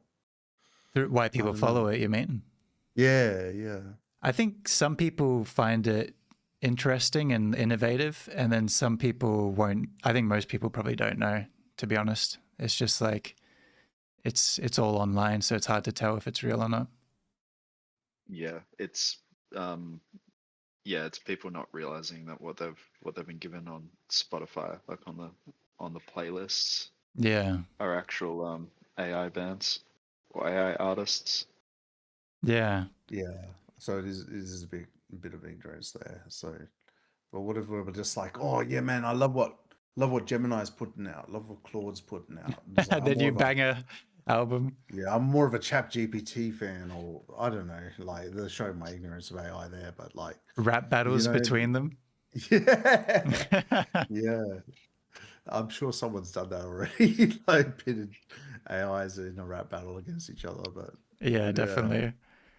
Yeah, I think look because it's been used and stuff already. There's no real stopping it. It's just choosing whether that's what you want to listen to or not, or whether you want to, I don't know, take in that artwork or, yeah, listen to that music or generate those images or whatever it is. Consume that type of stuff. Like I said, I get heaps of advertisements for short stories, like audio versions that are all AI and stuff like that. Because I guess that's what I do. So it's advertising to me. And I was just like, I just would never consume it. It's just so when you hear a second of it on the advertisement and it's just trash. So I don't know. But I think it's a lot of people who don't really give a shit that much. They will just put it on in the background if it's free. Like sure, like with the music, if it's sounds generic and poppy enough, some people will listen to it. But then people who care about that type of thing will always view it as lesser than. I think what you were saying before, Torkel, about it being um like out in the public and people being able to use it, and generate images and generate music, generate videos, I don't think that will be something that will be economically viable into the future. Yeah, that's what Maybe. I'm So wondering. I've heard that. I think people will get priced out. Like high subscription And prices and stuff. yeah, also, I've been saying probably for the last 2 years now that what I think is going to happen, and I think we're already seeing it, is this, like, consumers will favor things that are entirely human built. And Yeah. like a couple of years ago, that was kind of a crazy thing to say, and less so now. I feel kind of silly saying it because it's already like in full effect. But like even in coding, like I think we're going to see software companies that are like, we don't use AI at all, and like hand to our heart, every line of code that we deliver to you in your application is entirely written by our team. Yeah, like a boutique service. Yeah. I mean, you're already seeing it in art with artists being like, I never use AI at all. You know, we saw Hank Green, I think last week, you know, with all the backlash that he got for using AI to work on his video scripts. Yeah. He released an AI policy. I think we're going to see like people across even like industry distancing themselves and being like, no, we don't use it at all, and that's that's what makes us different. Yeah. I'm seeing artist releases in music with disclaimers, yeah, saying you cannot train your AI on my art. I forbid it. Yeah. Which is like, yeah, I don't know how effective that is, but it's just, yeah, it goes to I don't know show if that's that going to people are, work. yeah, Just exactly. But it's a nice thought anyway. it's like It's making a statement alongside the art, if yeah. anything. I see there's more of like a desperate attempt because like there's no stopping it, but at least you're like, hey, fuck you. you're not allowed to, even if you're going to. I remember the liner notes of a Carnival album, and they said, "Oh, no autotune was used in the recording of this record," and I'm like, "Whoa, that's great." But would I care about that these days? Probably not in the slightest. Like, sure, you can use a bit of like subtle autotune in your recording, but that's cool that you can hit those notes. But yeah, it's just it's just evolved so much more from that, hasn't it? Well, I'm seeing lots of people now, and maybe this is what Torkel was talking about before when I talked about this, but like, a lot of people, I'm seeing them critique artists now as using AI when all they've done is use autotune. Yeah, Which right. Yeah. it's like, I don't know if there's something I'm missing there, or It's like, funny. I come across a music video that everyone thought was AI generated, and the artist had to. This was Machine Girl did a music video, and they said, yeah, they said that everyone thought it was AI gen. They're like, whoa, that's some cool AI art, and it's like, no, we paid an artist like to work on this tirelessly to make this music video, and then people are palming it off as AI gen. Like, I don't know, like if they thought about that to begin with, but yeah. Yeah, That's just interesting. that is funny. Yeah. I was just researching some drama in a local indie publishing community for writers and stuff. And they're like super progressive community, and they have heaps of texts stating that they're anti-AI and stuff like that. And then apparently there was a drama within the community of members being like really rude to other members and claiming that their book covers were image generated and stuff like that. I was, Yeah. So I, it's just such a, I don't know. I think with anything new in society, it just comes down to education. Like if we all knew as much as Grumbly on this matter, I'm sure we'd be moving forward at a greater rate. Like I don't know. I don't know shit. And oh well, you fooled I me. also I also don't think AI art is ethical either. On the on the training, obviously, where it's using it, like every artist who's posted art online has had their art scraped to train a lot of these models. Yeah.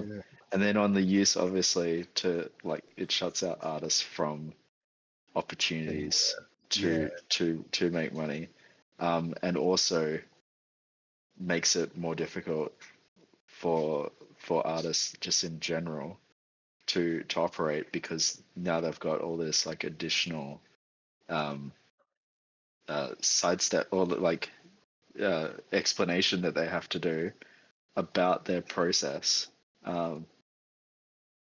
yeah. And how it doesn't involve AI. It's a lot of overhead. And another whole So thing I to just, learn about and to research. Like I don't want to yeah, even be thinking about exactly. AI. Like I don't, it's no, it's Yeah, nothing to do with my existence online, but I mean, I feel like I have to learn a little bit about it now. Torkel, you probably Yeah. have like 20 to 30 other things that you'd rather be writing about right now, I Yeah, would exactly. imagine. I don't want to write it about, yeah, I don't want to write about this AI subject. forever. And here you are writing anti AI poetry. Um, Exactly. so like I it's become really popular because of productivity, like perceived productivity gains.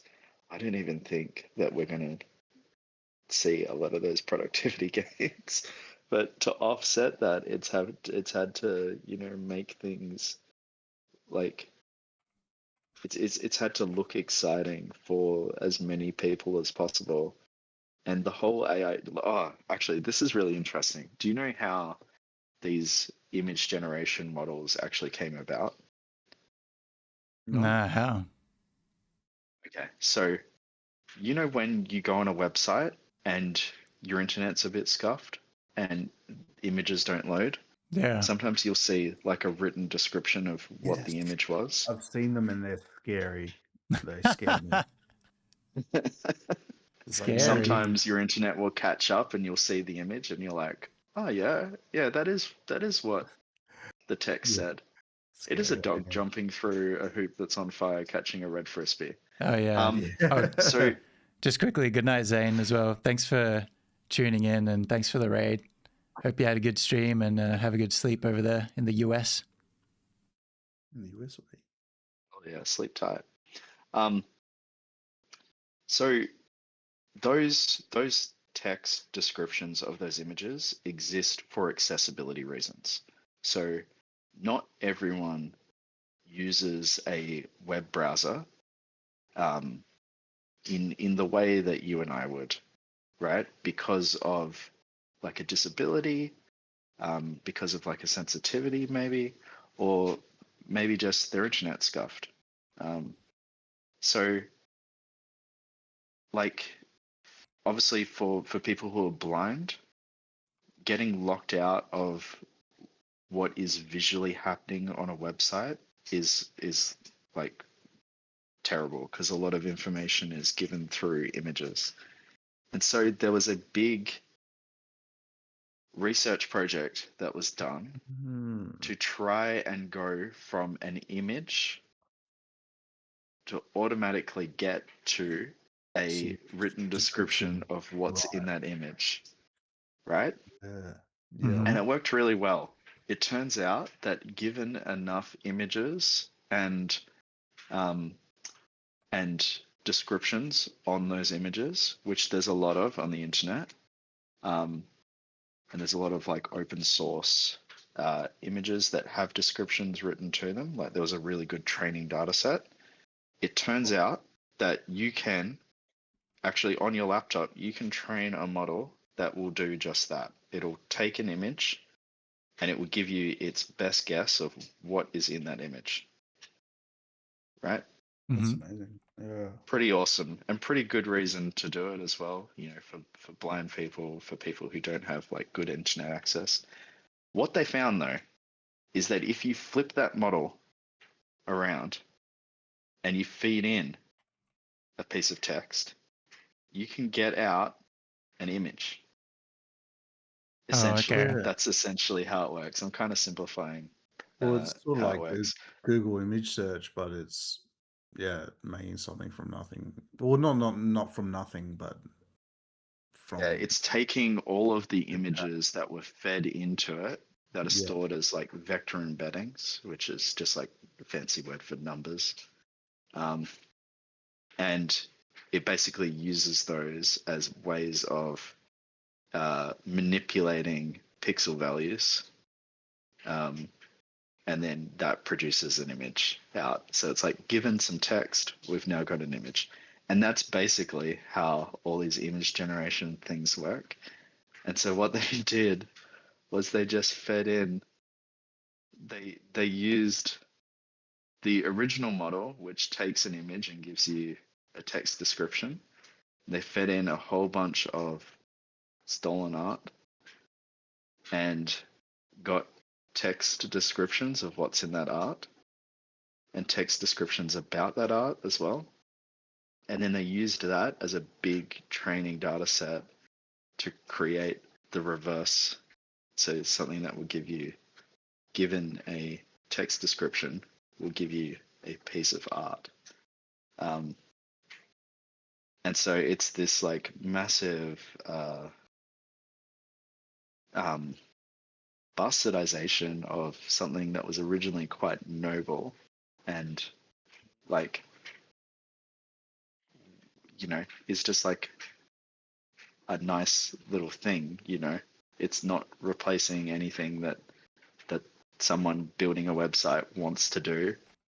And it just makes the web a lot more accessible to more people and turned it into this thing that is built off the backs of artists who have had their art stolen and will continue to have their art stolen because people can just use these models to generate, stolen art. I mean, Mm. when's the big artist uprising? Who's all the people doing those stock images with the descriptions? Where are they? Shutterstock. Oh, the stock image You with know, the descriptions. yeah, exactly. Shutterstock, Alamy. like the image boards, the mood boards. All those mood board creators. They need to get their worth.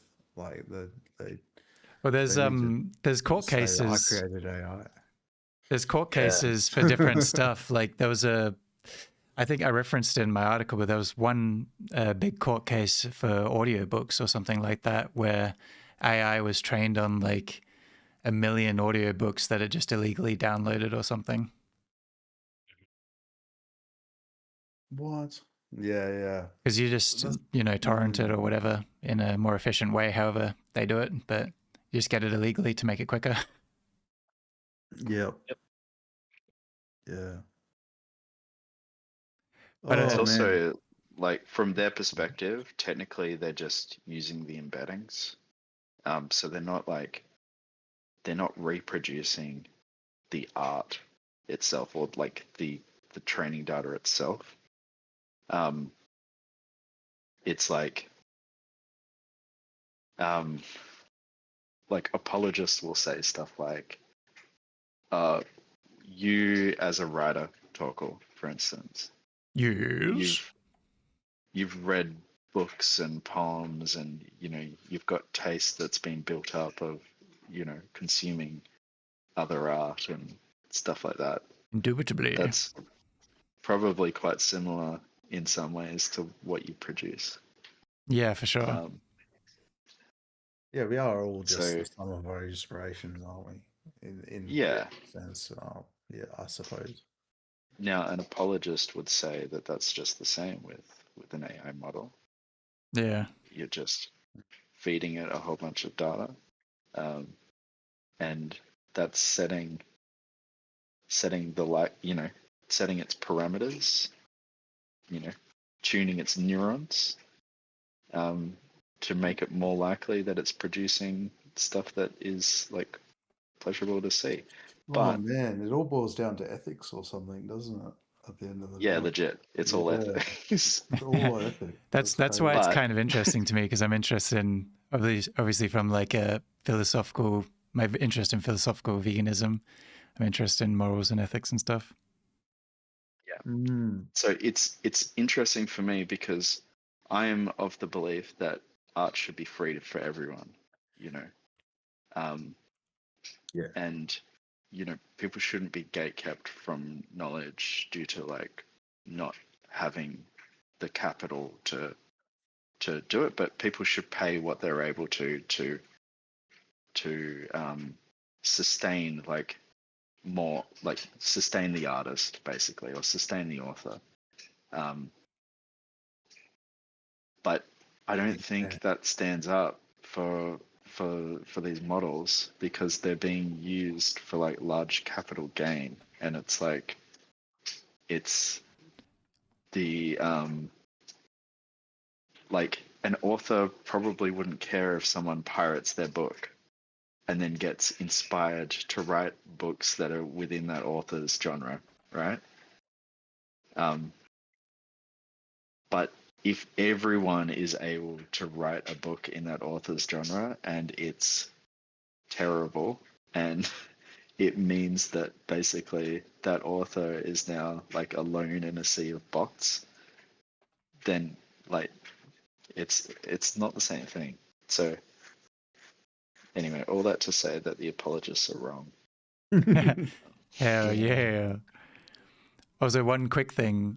It was a few conversations ago, but I like now how different social media companies, I think Meta might be one that's doing it. I don't know where else I've seen it, but they're having AI labels on stuff now, which is kind of cool.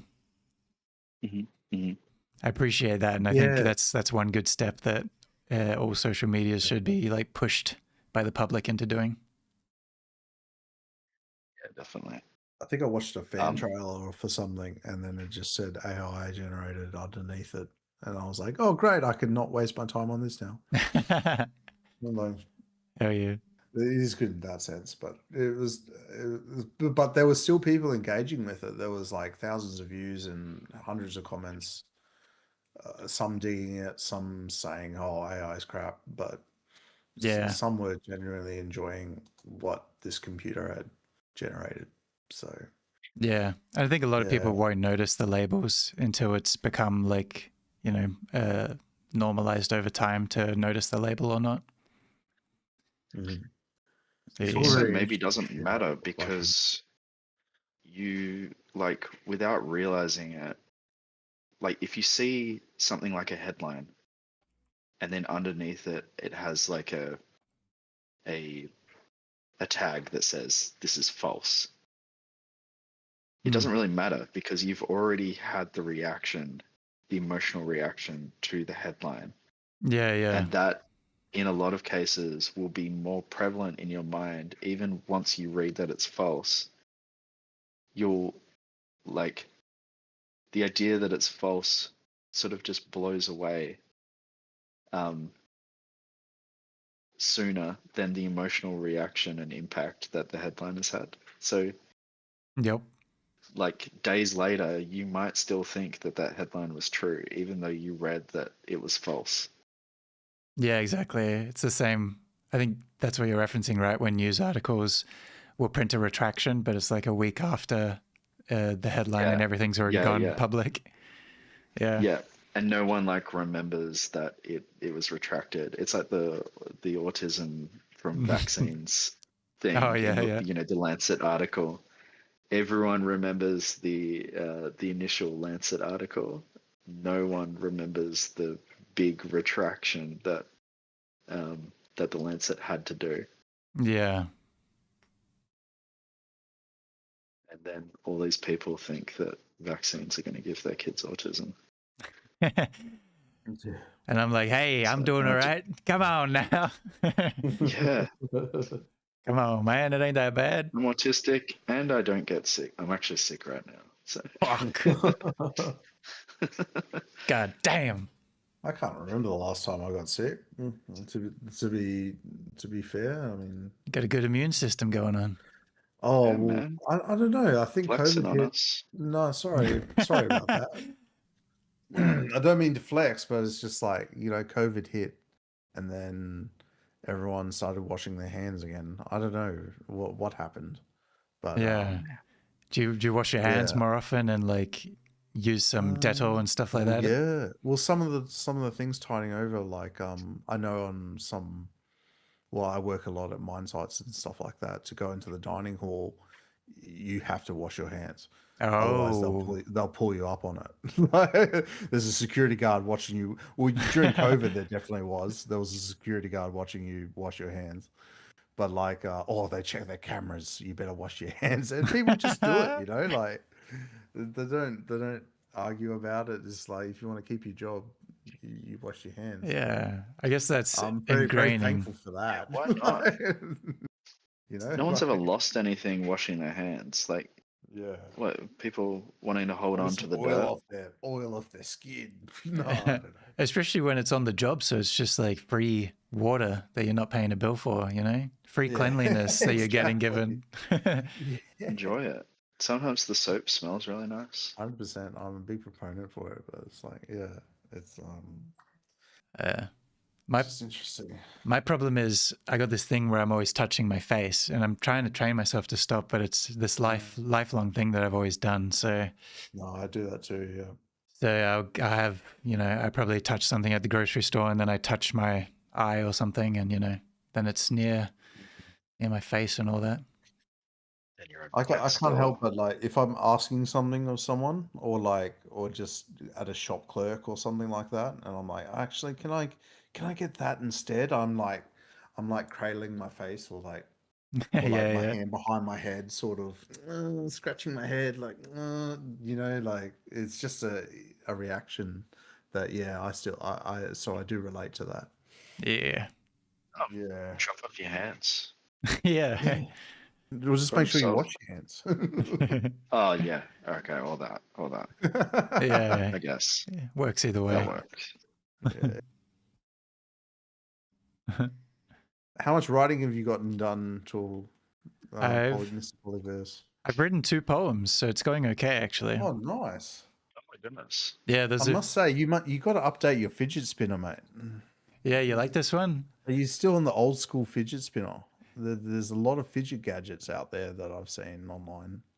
This That is one looks legit. Looks OG. it's Princess Peach Oh, nice. of That's actually a cool one. Yeah. Super Mario fame. Yeah. With the stars around It's an it. official, I think it's an official Nintendo thing. It's got like a label on it there that says really? Wow. Hasbro Nintendo or something. They got in on it, on the fidget spinner craze. Yeah, this was the early days. Yeah, nice. Yeah, that's actually pretty cool. Hell yeah. I'd usually just spin a pen or something like that. Yeah, you've got your tricks with your pen that you can do. Yeah, pen spinning's elite. It's quite. I had a friend fun. make this thing for me. It's like a piece of rope that he's like done a monkey knuckle at either end around a marble. Yeah, Yeah. I got to So see like that. Beglery or Like Larry, yeah, Beglery, yeah, that's what it or is. Beglery. I don't know how to say it, but I got into that as well. Nice. But yeah, that's really cool. Have you gotten good at that? No, not really. I just swing it around like a madman. Yeah. It's don't get kind me of started on nice. skill toys, yo-yos, Begleri, Diabolos rather. Oh, is that how you I've say got them it? all. Kendama. Yeah, everyone calls them Diablos, but they're actually Diabolos or something. Like I Oh, looked it up. okay, interesting. I'm quite versed in skill toys, you see. Yeah. But yeah. Yeah, Kendama is another good one, the Japanese one. The ball and cup essentially Oh, yeah, skill toy. yeah. Yeah, it's a bit more advanced than that, obviously, but yeah, big fan of them all. So yeah, like props to fidgeters and their toys for sure. Hell yeah. Yeah, they're Yeah, ask fun. how much you got done, Torkel, because like we've been talking this whole time. I might duck out for a couple of minutes, but please continue. Like this has been an amazing conversation about AI that I've learned a lot from. So Yeah, me too. yeah, it's been great. I'll just Just about duck to out for a say couple of minutes. sorry for crushing it. Not at all, man. No, this is I was saying to Static earlier, Very relevant. this is the purpose of the Polyverse streams. I want it to be more like a community thing. So that's Yeah, why okay, gotcha. I have the Discord stage and stuff like that, so people can jump in if they feel like it and everything. So yeah, feel free to come back if you feel like it. For sure. Yeah, for cheesy. All right, I'll be a couple of minutes, but I'll be back. Awesome. See you soon. Right. All right. Now I'm writing one poem right now that's requiring a bit of finesse. Because I'm writing about the COVID pandemic and how I think it accelerated like ignorance online with people falling for conspiracy theories and whatnot. Yep. But I need to say it in a way so it doesn't sound like that I'm supporting anti-vax conspiracies. It's difficult to do these things with only a few words, within poems. You gotta try to create. I've got some thoughts, not on how you should pen these words, but just on what you said. Yeah, go ahead if you like.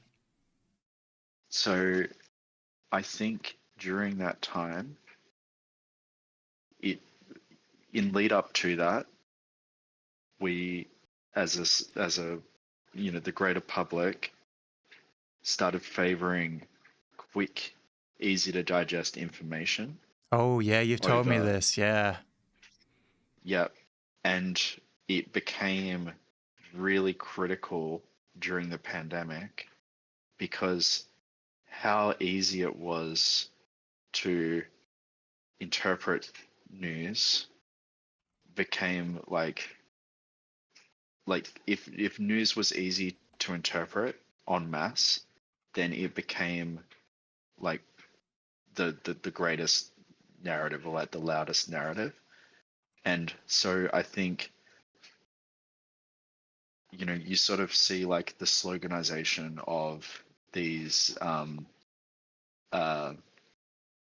like anti-vax or like anti-government conspiracies emerging, Yeah, like deep state stuff. don't trust doctors, or oh god, I can't even remember some of the best ones, but even like ivermectin as a as a thing. Yeah. It's like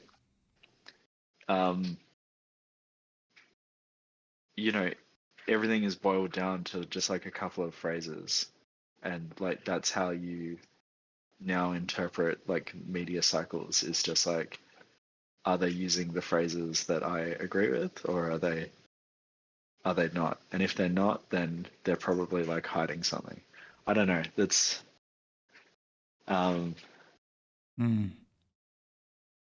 partially an unformed thought, but then also, so I sort of feel the same about the whole COVID, the experience of living through COVID.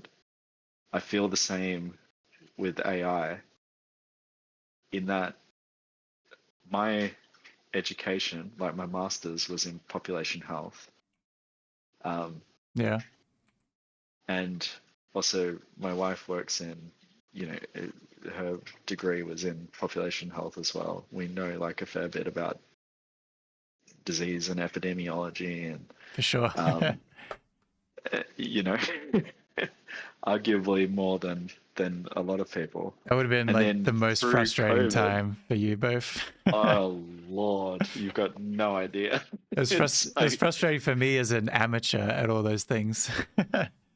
Yeah, the amount of people that were presenting themselves, even like socially, locally, as like a as an expert because of something they'd read, and it's Oh, like yeah, you're not understanding like enough about how like how deaths are reported on, or like exactly. how disease is reported on, And then to you actually interpret what you're reading and what you're showing me. exactly. And then I've had this a few times where then someone's linked me something and I'm trying to explain to them how studies work. And I'm like, Yeah, why this doesn't say what you think it says. I'm like, and it's just impossible to explain unless someone has Yeah, what had up? the education on it, I guess. yeah, yeah. And you're right. It was so stressful and annoying, just like, and exhausting as well, having to like correct people on things and then Oh, having yeah. pushback from that. Um, yeah, I sort of feel the same now because, obviously my job and, my career has been in, um, like machine learning and data and AI, and now it's become like everyone is an expert. Everyone has an opinion, and it's like good that they do, and that everyone is able to talk about it. But then it's also like there's so much misinformation, or there's Yeah.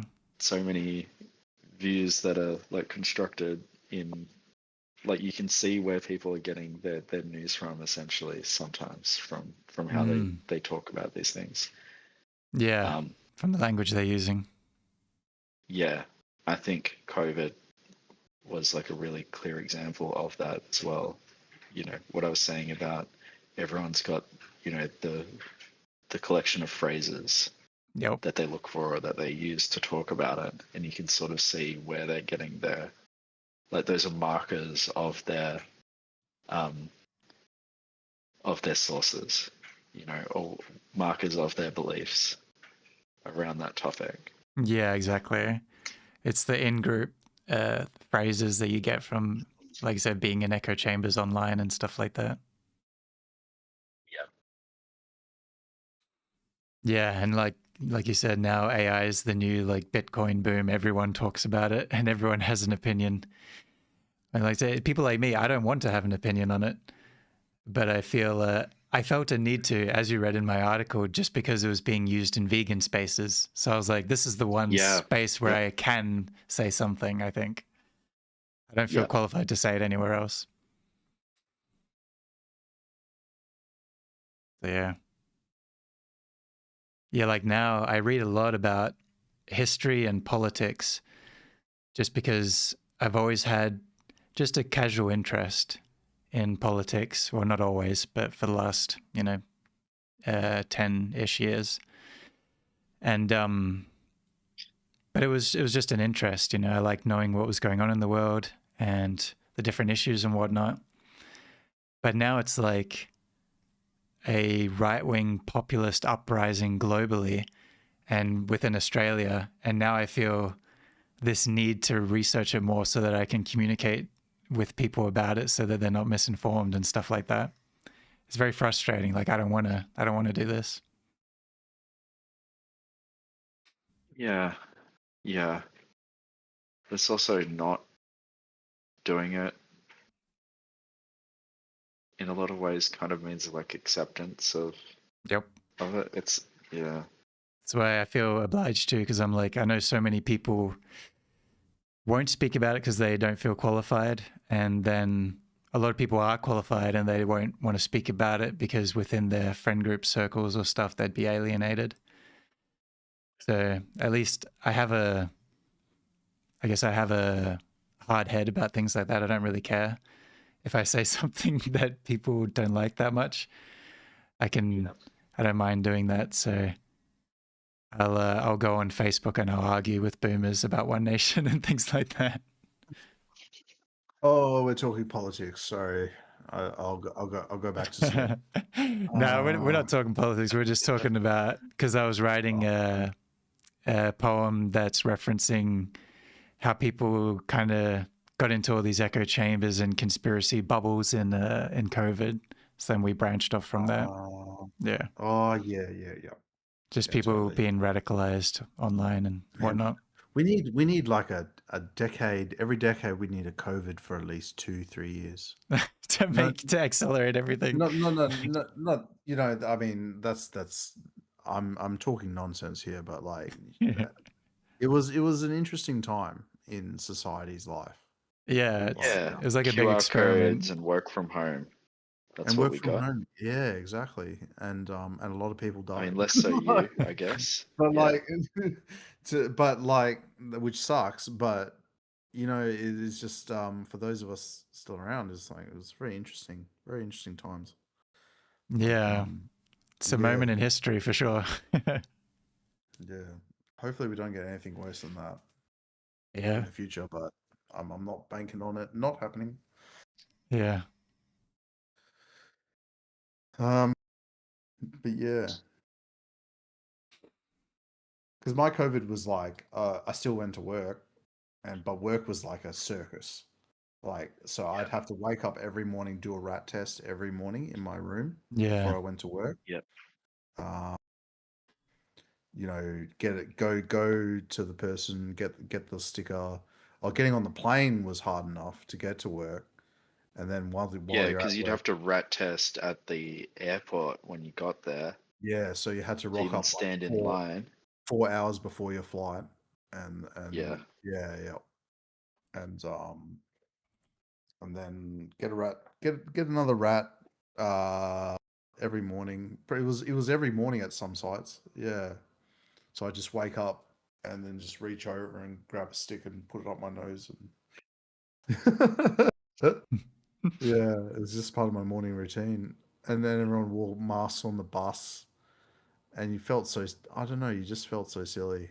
But then for a bit there, because we were all working outside in the plant area anyway. So yeah. But you got to think of it like it was an entire world suddenly getting hit with a virus because it spread so quickly. So it was all the governments of the world panicking and trying to figure out what's the best way to deal with it. So it's like this is what I used to say to my old roommate because he was always arguing with me about COVID stuff. I was like, you know, it's just about trying to do as much as reasonable and then seeing what works because you don't want hospitals to overfill as a society because then people who are having heart attacks and stuff aren't going to be able to get in, and it's just going to be this effect of more and more people dying from other things just because of how viral it was. Like it just spread so quickly. So, yeah. Did we all get the vaccine? Yup. Yeah.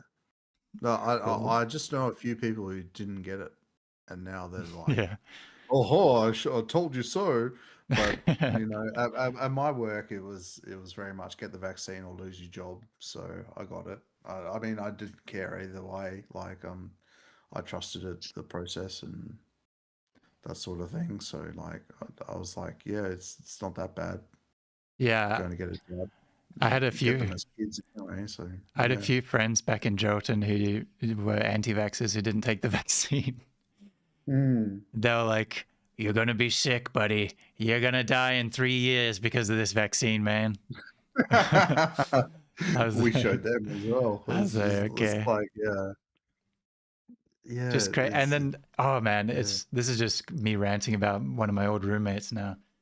He would be like, "Man, but the whole media is like, you know, really forcing us to accept." What would he say? He'd be like, "The whole media is telling us to get the vaccines and stuff like that." And I was like, "Do you watch Australian media?" And he's like, "Nope." It was like he was on like Telegram and Twitter, and I was like, if you turn on like 7 News in Australia, they're doing anti-vax conspiracy theories constantly. Or like in Australia at least. You'd feel pretty at home. Yeah, in Australia they're all talking about blood clots from vaccines the whole time. I was like, yeah, it was crazy, but everyone had a different perspective because they weren't actually watching the news. It was wild. Yeah, I think you it's can. interesting how people are talking about like different brands of Oh yeah, vaccines. I got the Pfizer personally. Oh, The Right. superior vaccine. I don't I had remember what I got. Moderna, which was the Dolly Parton one. Oh Like a yeah. dog's. I The see. Dolly I Parton didn't one. even know. Yeah, like that was the one that she got. Okay. See, this is what I'm talking Yeah, about. I that's know so weird. more about like who got or who endorsed like a certain vaccine That's than funny. like Oh, gosh, than I know about like how it was created or whatever. You know, it's just anyway. I remember Moderna was the one that sounded really good to me because it was like the same as Pfizer, but had like some like stronger dose or something. I don't know what it was, but I wanted the blood clot one because it was the first. It was the first one. I don't remember what it was called in Australia, but it was the one that was available for older people and then like maybe children. And then none of us could take any vaccines yet because it was just for them. And then none of the boomers who I knew wanted it because they were all scared of blood clots because of the news. So I was like, I'll take it. Let me get it. Yeah. I volunteer as tribute. Yeah. And I had a friend who did get it. They like applied to get it early or something. They're like, I got the blood clot one. Hell yeah. Oh gosh, yeah. Wild times. It's yeah, Look at free to you, air television. healthy as. That's a good one. Yeah. John's the healthiest of all of us now. You haven't been sick in ages, you said. Yeah, well, to be honest, yeah, I can't remember the last time I was like had a cold or something. The last time I caught COVID, really, was like a 48 hour, man cold basically. Yeah. Like just a bit snotty, and then it was good. But then after that, I just can't remember the last time I got sick.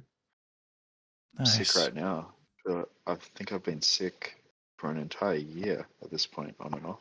Damn. You got long COVID, bro. You got No, I've got a kid in daycare. Yeah. oh That'll okay, that'll that'll do do it. it. Yeah. That'll do it. That'll set you back a year of sickness. Yeah, But possibly more. now you have like a built up immune system, I guess, from so many things. Hopefully. New school. I mean, I got gastro like 3 times in like Oh, less than 3 months. oh my Oh God, no. that's horrendous. See, I don't Yeah. really. Uh, yeah, gastro is pretty terrible, man. But I don't know if I might have gotten gastro in the last 5 years or whatever since COVID. But like, yeah. You don't count that as being sick. No, I don't know. Like, well, what do you count as being sick? Like, I suppose for me, it's just like colds and stuff like that. I don't know, the flu. I got the I flu at think work, but that's anything bodily that is a deviation from usual function that no, fair enough. Yeah, poorly like inhibits my ability to feel it's just good about I could never living. I could never tell you if I like we've probably all caught gastro at some point, right? I couldn't really tell you if I had gastro or not. Like I'm sure I'd know, but I'm sure I've had Yeah, I symptoms. think you'd know. Yeah. Have you thrown up? Oh, yeah. Let's not get into that.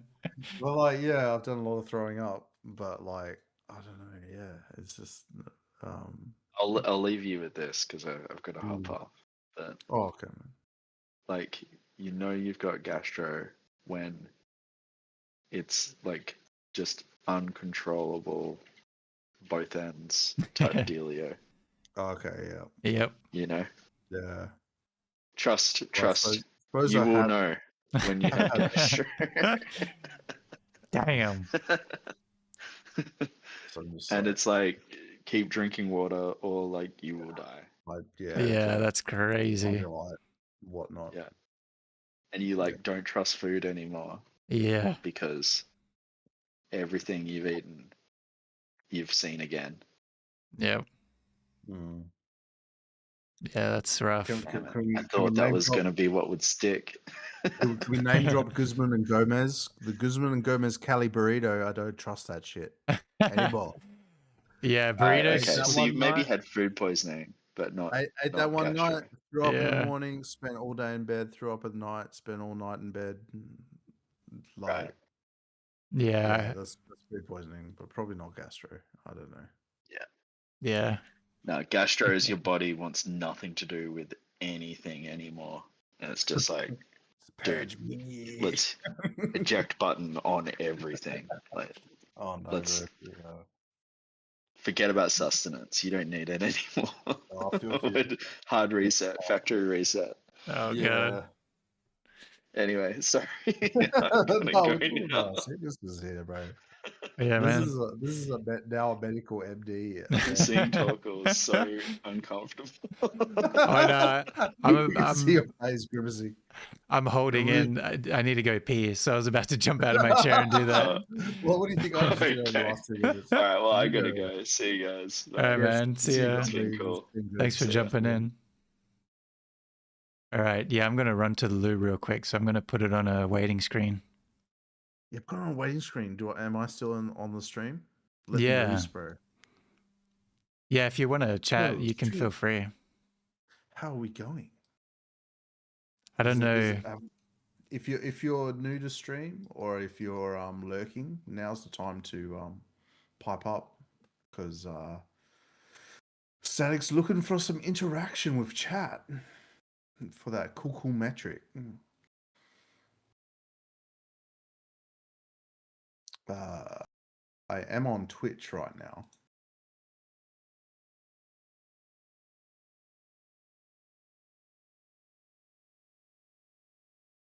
And where else am I? I'm on YouTube. I believe we're getting YouTube prompts on Twitch right now, which is amazing. Welcome to the Pollyverse. If you're new here, this is a media. Is it a creative or collective? I believe it's a collective. We've got the memo, and we call it a media collective now. And we do things like create, we collab, occasionally collab.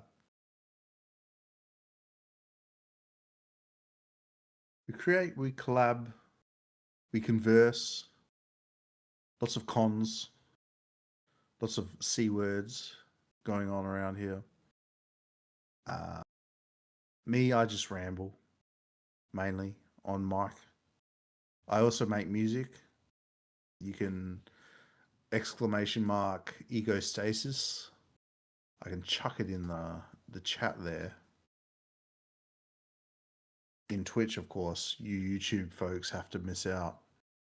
But you'll get a link to the old SoundCloudy there. It's mainly been a catch-all for my musical endeavors over the past, this one. So this alias, I've been going for at least 3 years. Wow, probably longer, but I have a terrible memory. Don't ask me why, but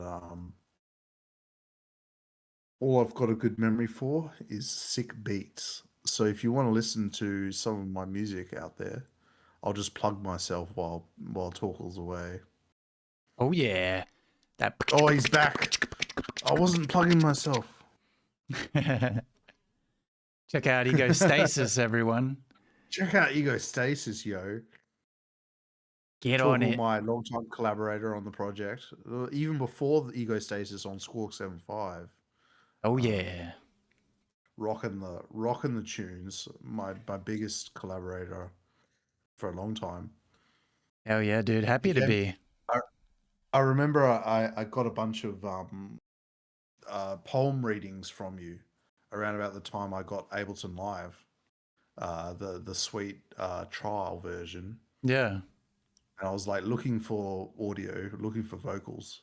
And I'm like, yo, I'll just cut up Torkel's voice and like. Hell I yeah. did do some things that I said I was going to do for your I did some audio backing tracks for your poems and that sort of thing Yeah. that we initially set out to do, but then it just sort of evolved for me chopping up your poems and doing little audio vocal interludes in my tracks. Yeah, I love Or that. Score 75. Yeah, yeah. I was It was really listening. cool. You were sort of the voice for that project, that's for sure. Thanks, man. I was only really on a couple of tracks there, but I really appreciate being on them. It's really cool to hear it when I listen to the album. I was listening to it on Yeah. stream the other day, and I was like, oh yeah, I forgot that I'm on this track. It was like realigned, redefined that one. Oh yeah, Realign, Redefined. Yeah, yeah. Oh yeah. And you're on Shaker, a personal favorite of yours from the album, I believe. Yeah. Love that track. Mm. Yeah, that's fun, man. Yeah. Back in the day when I didn't know how to master my own stuff, and it's all very quiet there on Spotify now, but you know, you live and you learn, and No. you keep pushing upwards. We all go in, through it, man. volume. Like Yeah. with me and podcasts and YouTube videos and stuff, they're always so quiet all the time. And then I realized, and I'm like, why is it like that? I don't know how to fix that. And I probably still haven't fixed it, but it's Oh. getting better. Oh, it's really good now, man. I Nice. must say. I went to a quote unquote university for that shit, and Mm. it's yeah. Hey, that's It's a real university, SAE. Come on, man. SAE. That's it's right. creative. It's an institute more than a university. Exactly. I would counter argue. But they offer degrees nonetheless. They offer degrees for a very high price. But Yeah. Hey, we're both I don't sound alumni. bitter. You're bitter. Dude, I lost all my money going to SAE as well. Yeah. Oh yeah, you went. What did you go for again? I went for game art and animation. I went only for 1 year, so it was a 2-year course. So I only did So only how did many half. units did you shell out for? I'm not going to ask numbers. I don't know, but I did half the degree. That's all I know. Half the degree. Ooh, So it was a lot. It was in British that's a fair chunk pounds. of help fee. Oh, per pounds. It was pounds. I remember. I think it was Oh, you went in London, did you say? in Liverpool. Yep. Liverpool. Okay, Yeah. okay. It was so lucky. They had a institute there in Liverpool, right? You know, just on the train line, pretty much. And I was going to Liverpool What for were the work studios anyway. like? So it was sick. It was What were- sick. It was the same as here. There was mainly audio engineers and stuff like that. Yep. But they had a What were really. the studios like, bro? Like the in Liverpool. It was good. Did you ever work with any of the audio students there? Nah, I Because I know chatted. the cross discipline stuff is more like your second year or your or whatever. In Yeah. Your accelerated year. Yeah, I course, chatted but- with them about ideas and stuff, but it was more just building connections for the next year, and then I left. So, Yeah, damn. but those some cool man. studios. They had like a huge audio. There was a huge audio studio with like the glass wall and everything for bands to play in and stuff like that. Oh, nice. And they had like smaller studios as well for audio. I don't know much about what was in there, but you know, it's all the classic stuff that you'd see, all the Classic dials, consoles, yeah. dials and knobs and that's- whatnot. That's their big push, so that they have the hardware, you know, to learn on, which Yeah. no one uses anymore Oh. because it's archaic and like. That's funny. Like, oh, if you go to a studio, you'll know what you're doing, but like, everyone works out of their bedroom now, so Yeah, you true. know, like, yeah. Yeah. I just sort of caught the tail end of it for audio, at least. Yeah. Going for game design and stuff, that seems to be where it's at. Like a lot of my student, like my what's the name for it? My co-students, Yeah, colleagues. colleagues, cohorts. We all pivoted to game audio and stuff like that because it seems to be where the entertainment industry is headed. But Booming industry. it's a booming industry, except for all the layoffs now, and now who knows what's booming right now. Yeah. Not a lot. But you never know. Indie game. Make an indie game. We need to do a Pollyverse indie game one day. We'll do it.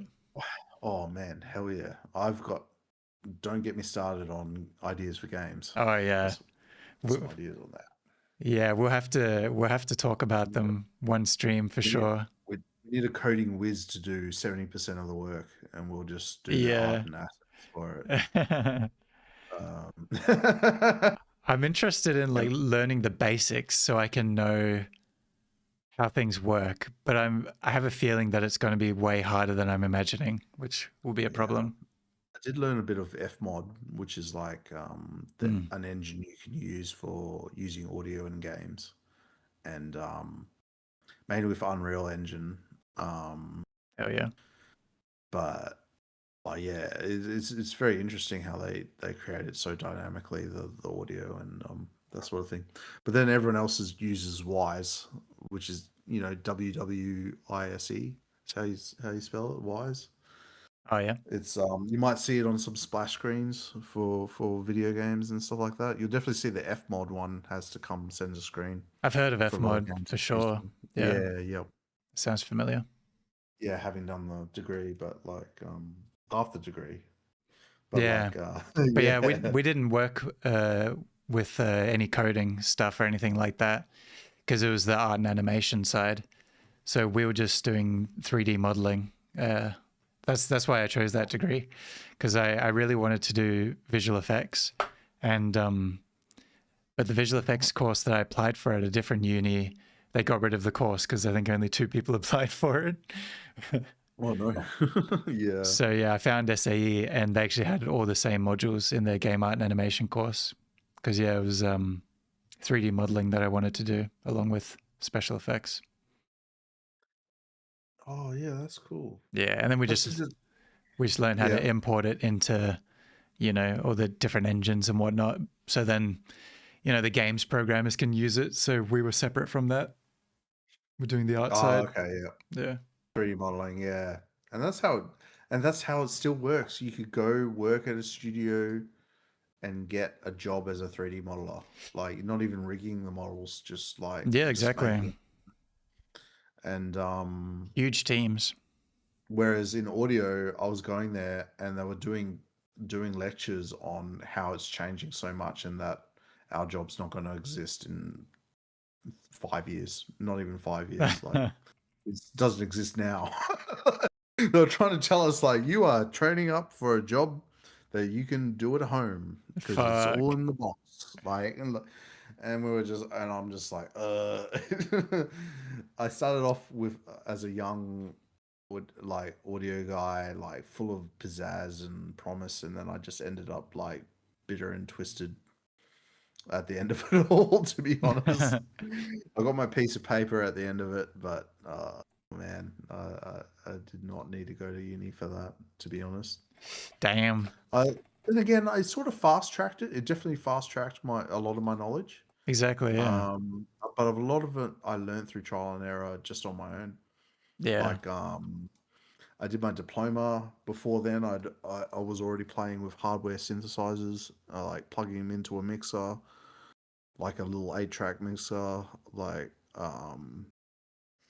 getting that sound to the door, recording that, not doing Nice. single track recording, but like just recording what comes out, and like that was legit the diploma course in a nutshell. Like Yeah. I my mate actually did an audio technology course at a different uni, an actual uni, where it's more theory based, and he sold me his textbook that he got, and I read the whole thing from cover to cover, Oh, sick. and it basically set me up for the whole diploma. I knew everything. Oh my God. Yeah. That's so So good. I got into a false sense of security though, because there's some things I wasn't full bottle on, Oh, and okay. then being the like an arts degree basically, they had to have these units that were just like analyze the film and write about it, like basically English class all over again at high school. You're like, which I was terrible at.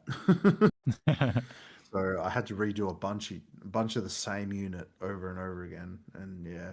Anyway, but apart from that, it was really great. I got some great practical skills and stuff like that. But Yeah.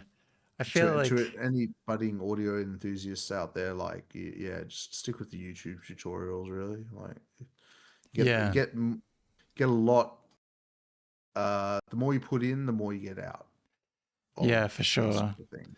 I Yeah, feel like doing a degree for creative stuff like that, it's it's good if you don't know how to get started, and then it puts you in the environment and gives you the, like you said, starting point and things like that. And then also, of course, it's a good place to build connections for later on if you make it into your career and things like that. But if you're self-motivated and you already know a little bit, then like with 3D modeling as well, there's so many good tutorials online. You can just pick it up and learn everything that you want to learn. yeah. At the end of the day, it's all about your portfolio, what you've got to show. Yeah. If you've got if you've got the skills, if you put in the effort for the skills, and you know how to market yourself, which I'm terrible at. Yeah, I can't do that. Yeah, you can make it in the industry, but um, that's for jobs that jobs in the industry that still exists. Yeah. To be honest, so like in audio, it's like yeah, you could. There used to be you go in as a an engineer assistant, and then you work your way up. You used to press play and stop on the tape machine, but Yeah. I don't know, like they were just thinking of jobs at that point, and then yeah, you'll eventually make it to a head engineer and that sort of thing. But now you just need to just take out a loan and buy a bunch of equipment and set up your own studio, and I was not prepared to do that, so I ended up working in shutdown maintenance on the mines instead. Yeah. Yeah, I found the degree really useful that first year that I was there because I had no idea where to start, but I knew I had this deep interest Yeah. in film and special effects and things like that. So it taught me a lot, but then I decided that I don't want to do it for my career. So it wasn't useful in that sense. But I Yeah. found writing through it because I had to write a story concept for like a video game concept that we were working on. And I was like, fuck, I really love writing. So it's crazy how it works. Yeah, and you're rather good at that. Thanks, man. So yeah. It's my thing now. Yeah, man. So what are you writing on at the moment? It's interesting. You got the stream up. You got your keyboard going, which is a nice 8-bit Do keyboard. I've noticed. Yes, you like that. Yeah, I do like that. I Very like a good good. mechanical keyboard. So I've satisfying. got a Keychron myself. I wish I could show it, but Nice. yeah, it's the bee's knees. A cherry MX Brown enjoyer, very much so, of the key type. Nice. You know more about keyboards than I do, but I've heard of Yeah, Keychron before. what switches you got? What switches you got in that keyboard, bro? Who knows? I have no idea. Fair enough.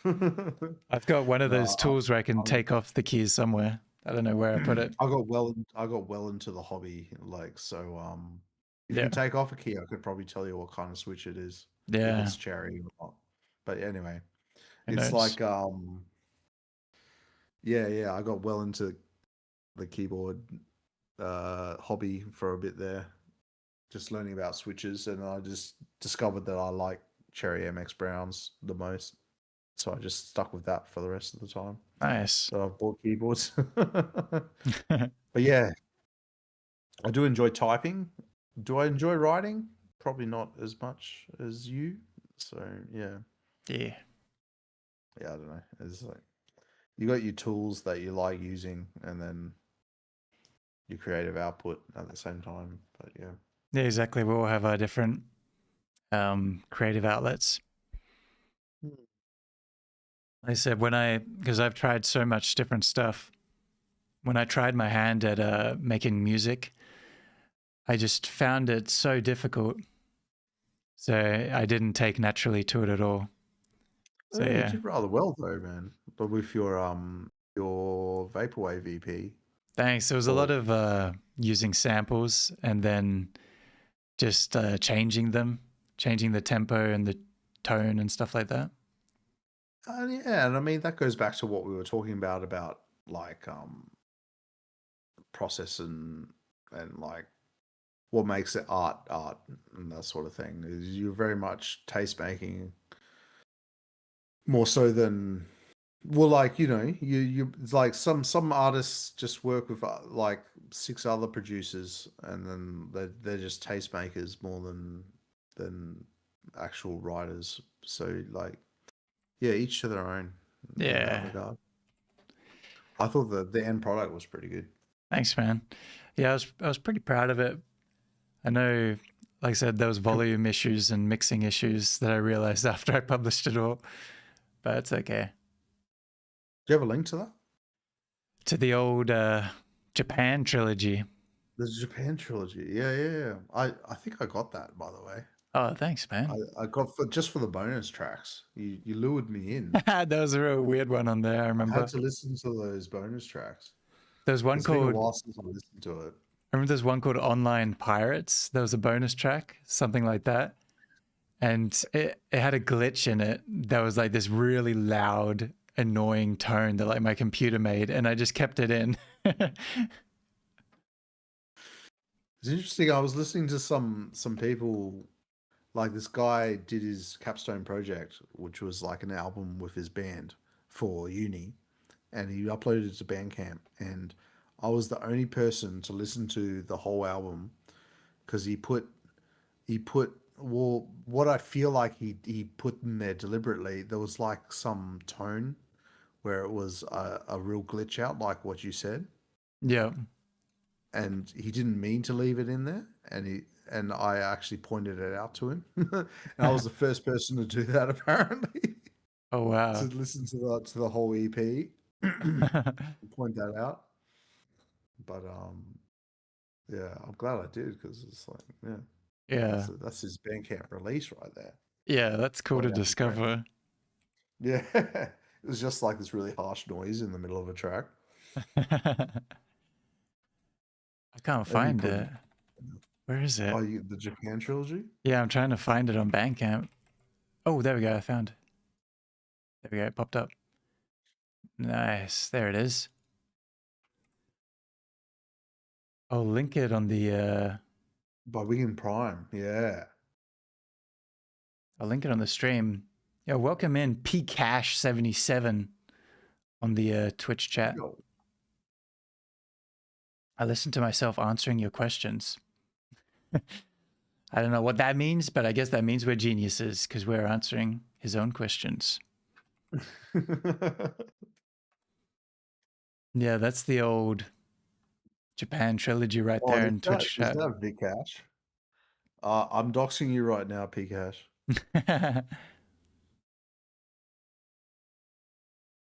Oh, in the title, he's thinking of what music he's been listening to. Well, feel free to type in. Okay. Yeah, my bad. I thought I mistaken you for someone else. Yeah, what have you been listening to lately, Mr. Pollyverse? You can feel free to call me Torkel, by the way. But I've been mainly listening to Death Grips. Death Grips. Whoa! Yeah. Get up, bounce.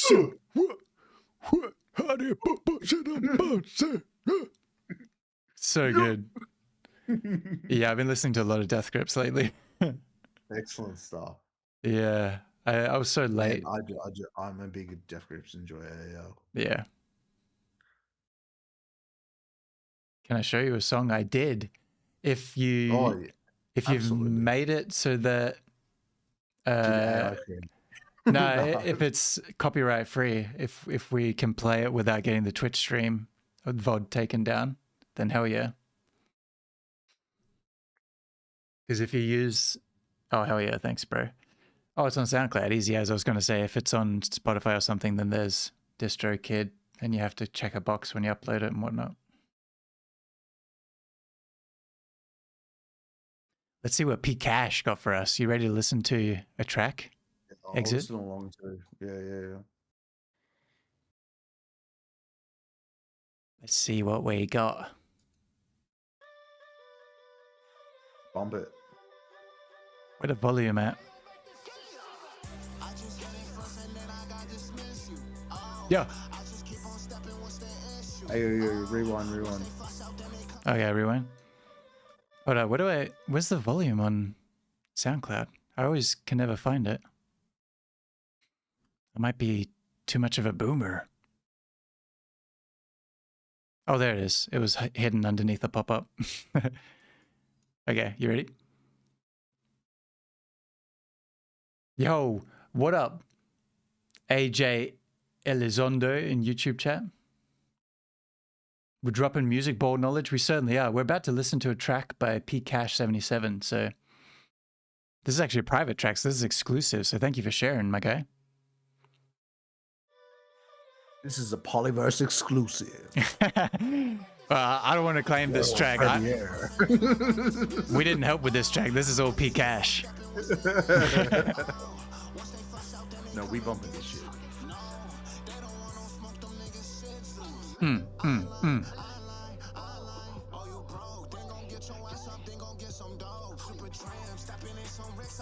Could still be a bit loud. Yeah. Here we go. How the fuck they talking down on me, but they ain't got no bag. I just had a vest inside this music shit, why the moon like that? I just mixed the Jordans with them villains. I just got you sweaters. No, I'm finna rock out with that blick. I got that fully still. I just put a flashlight on that blick. I hop out of the room. I can see you hating in my comments. Get up off my dick. Can you pass me lighter? I'ma blow it up in here. I be spitting fire. I'ma blow it up in here. Yeah, I hear you talking, but you ain't never saying shit. I just hear them barking. Hop out fletching with that stick, and I don't do no posing. I just hop out, let it click. Why that bitch? She could bring her friend. Oh, when we got a ball, no, we got a smoke. They won't stand a chance. We got too much Dracos. No, we gotta smoke. No, we gotta smoke. Fucking loading up. I just got a fully skin. Tell my brody chill. He just trying to catch a hit. I'm in that big man. I got a fully Yeah, this is bumping. Hell yeah, dude. This is straight from the US. From New York. Really good production.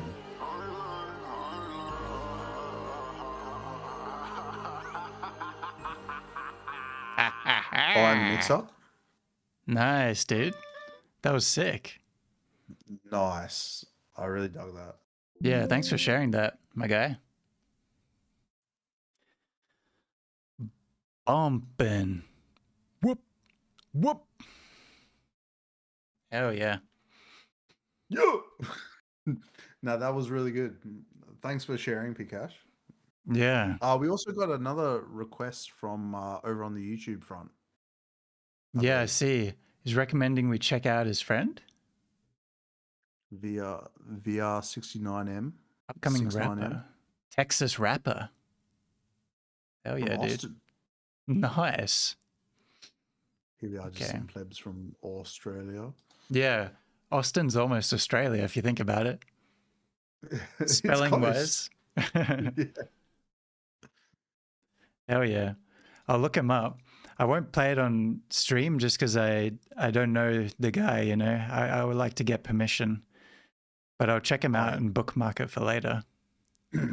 I chucked you a follow, Pikash, on my personal SoundCloud. So yeah, just sharing the love. Yeah. Very nice.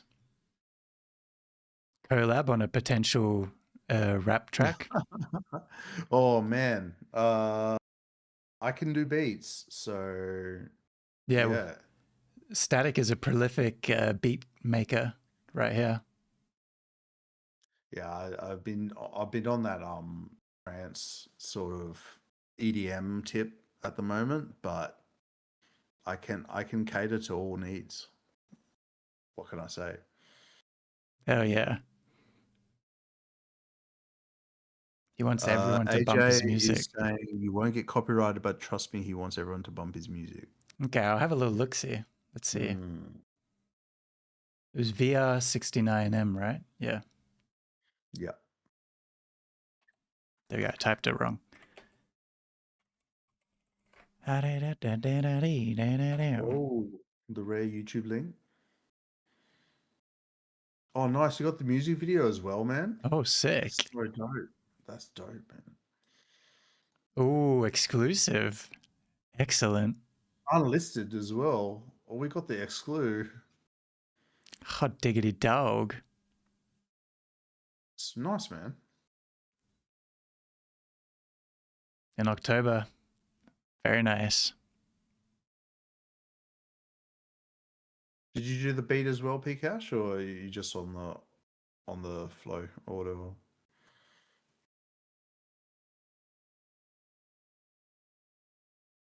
All pretty mint production, bro. Yeah, it sounded real nice. Mm. Oh, nice. He's collabing for the beat.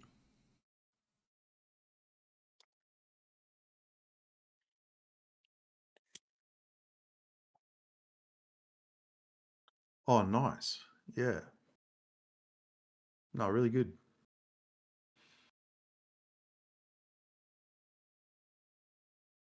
Heck yeah. What have you We been just thought- listening to lately, Static, by the way? Oh man, what have we been listening to? A lot of hard bass and hard style.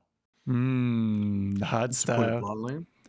Yeah, so like uh I went through this phase of I found this Swedish artist called Varg. Yeah, you've shown me him before. Yeah, Varg 2 trademark. He goes by the name of now. And through him, it's funny, you go through this rabbit hole of finding artists. So through him I found DJ Smokey. They collab quite a bit. And then Shadow Wizard Money Gang through DJ Smokey. And just through the three of them, I've been bumping them a lot, especially when I'm in that party atmosphere. Nice. Yeah. Who else have I been bumping a lot lately? Jeez. That's about it. Like, I go through these phases. I went and saw EPROM and G Jones recently. Their back-to-back DJ set. Oh, hell They yeah. came to Perth. Yeah, they came to Perth during that cyclone. Remember that cyclone Ooh, recently? the recent one? Yeah, yeah. Yeah, the most recent one. Yeah. And then they came to Perth like when that was about to hit, and it didn't hit Perth at all. Basically, it was just rained a lot. Yeah, we got lucky. And they came, so like no one went to their gig except like a select few, and because everyone was too scared about the cyclone. So we basically had the whole fucking venue to ourselves, and it was amazing. Oh, that's crazy. That's sick. Yeah, no, don't get me wrong. It wasn't like no one was there, but like it wasn't packed, and so we had G Jones and EPROM, like these international artists, like just standing next to them, basically. It was amazing. Oh yeah. It's a good time.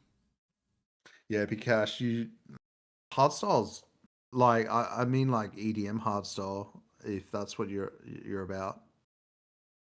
The old classic donkey rollers. I'll check out that beat real quick.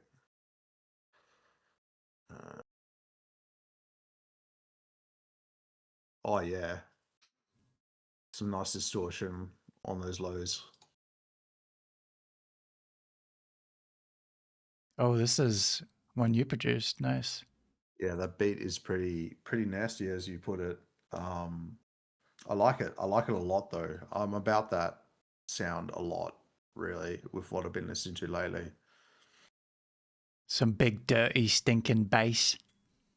Yeah, it's mainly distortion on the low end, like especially like bit crush, like digital distortion on the low end. Is like I really love that sound. I've been about that for like way before it became big in like hip hop and rap and stuff like that. Like, Hell yeah. not trying to gatekeeper or anything, but it's like it's I love that sound. Huge. Yeah. How is Australia? Ask Pcash. Scary. Nah, it's not that scary. In the cities, it's super chill. It's just like any other city, you know? But in the country, No, it's not like any other city, bro. It's like 9 p.m. Everyone goes home, and then it's scary, and then it's scary in the city because it's just like if you walk around, everything's closed, and there's just down on their luck people No sleeping on nightlife. the sidewalk. No nightlife. But I think that's more Perth. Unless you're out on Saturday, like in certain suburbs. Oh, that is Perth, yeah, big time. There's If you're in some Sydney- nightlife in I think other places, but yeah, I mean Perth is such a wide, like stretched out city, so we're all kind of dispersed from each other. But yeah, if Yeah, you go we're- out in the country, then you're gonna get the spiders and snakes and things like that. Yeah, we're West Australian based Yeah, at the moment. So. we're pretty isolated. But the huntsman spider is the least of your concerns. The ones that you got to worry about are the which The small spiders? ones, eh? Yeah, the smaller ones. Smaller ones like redbacks and that sort of thing. Yeah, with a red dot on it. Yeah, or the black Redbacks, yeah. widows can make you sick, I think. House spiders. Yeah. So there's all sorts, but then there's all those dangerous snakes. So I'm more worried about snakes, to be honest. Like you don't see snakes very often unless you're like hiking. I've seen a snake like once. I was on a golf course and I hit a ball out into the bushes near the green. And I swear, I don't even know if I saw it properly, but it was just like this brown blur went past my right leg out into the bushes. And I'm like, well, that was a snake. Like, I freaked out and ran away. Oh, Man, I was in summer, this is a few years ago, I was like walking around Bibra Lake, I think it was. Yeah. Yeah, must have been, or one of the lakes near Bibra Lake anyway. And it was, there was so many different animals around. There's little marsupials, I think they're like quendas or something. And there was bobtails and blue-tongued lizards. And then I saw two massive like brown snakes. So I don't know what kind of snake they were, but I was staying away. Brown, you got they're worrisome. Those Yeah. brown ones because they could be pretty awful, or they could be completely harmless. Like, Yeah, it saw me before I saw it, so it like scampered away really quickly into the bushes. But I went and warned. There was like a family with kids going towards it. I was like, "Don't go down there. There's a snake over there." black widows though Yeah, in Florida, and in Texas they got fat people on scooters. they're dangerous. They're armed and deadly. Or scooters are dangerous enough on their own. In Texas, they got the concealed carry in Texas. I don't even know, man. I think so. Do they? Yeah. So you got to be worried about those fat people on scooters, man. But I mean, scooters on their own are so dangerous already. So when you add some heft to that scooter, it's going to be traveling at a high velocity. The scooter epidemic that everyone always talks about in like country towns. I think people talk about it in Perth as well, but it's a big deal in Australia. It's really funny. Boomers will really complain about e-scooters. Oh yeah, the electric scooters. Or do you mean mobility scooters? Oh yeah, he probably means mobility scooters. You're right. I was thinking of e-scooters. Yeah. Mobility Yeah, scooters is a different story. We've got an e-scooter epidemic. So think those little razor scooters, but electric, going 20 plus miles an hour down your sidewalk. They're scary, man. There's some scary people. Teenagers yelling. I went for a run and a teenager yelled at me on a scooter recently. That's all right. I checked out that Afro Man clip, by the way, Pikash. That's pretty cool. I can't say I know that song. I know of Afro Man, but I haven't heard that one. Heck yeah. Yeah, they're right. Mobility scoots. Yeah, the mobility scoots, yeah. Throwback. Shout out to Mobility Mary. Do you know that reference, Static? Sorry? Have you ever heard of Mobility Mary? No. Oh, she was like a viral US mobility scooter vlogger. Okay. And she'd do these ones, and she had these iconic quips. She'd be like, what was it? What was her famous one? Please get out of the way. And she sounded kind of like that. And she would just sort of complain to everyone all the time in the videos. So it was a bit of a iconic moment. Was she being ironic, or it was just a bit of both there going on there? I don't know. No, it was like she was trying to get around on a scooter, and then she was running into people that were like cut her off in traffic or something, and then she'd try to argue with them in like McDonald's drive-throughs and things like that. Like, that was another one. She went, excuse me, sir. Yeah, there's some iconic clips out there on YouTube.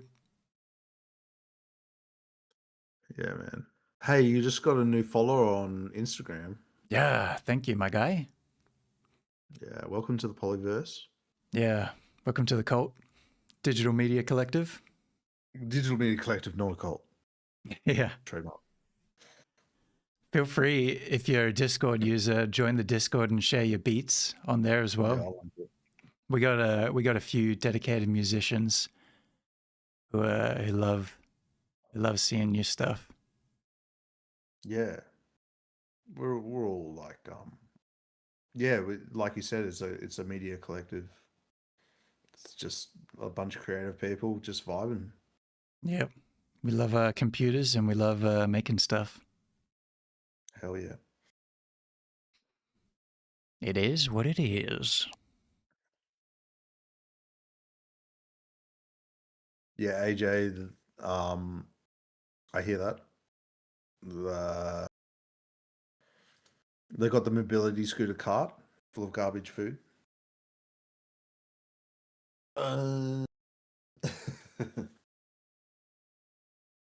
Wait, what? Oh, just AJ's comment. But there was three. AJ says, but it's like they must like being that fat because every time they're in the store, the car's just full of. Well, I think it's more of an addiction. Yeah, I was going to say addiction. Yeah, 100%. I think that you're talking about what you're referencing, AJ, is more like. I mean, at least they got feeders. They got the wherewithal to get a mobility scooter. I wish I could get a mobility scooter. Dude, that'd be sick having a mobility scooter with a boombox on the back. I wonder what age is acceptable to get a mobility scooter. Do you reckon? Any Like, age. during my early 30s. I mean, any age, really, because there's some young people that have, some sort of mobility issue. 100%. But like, say you're a lazy person like me. Just pretend you have a mobility issue.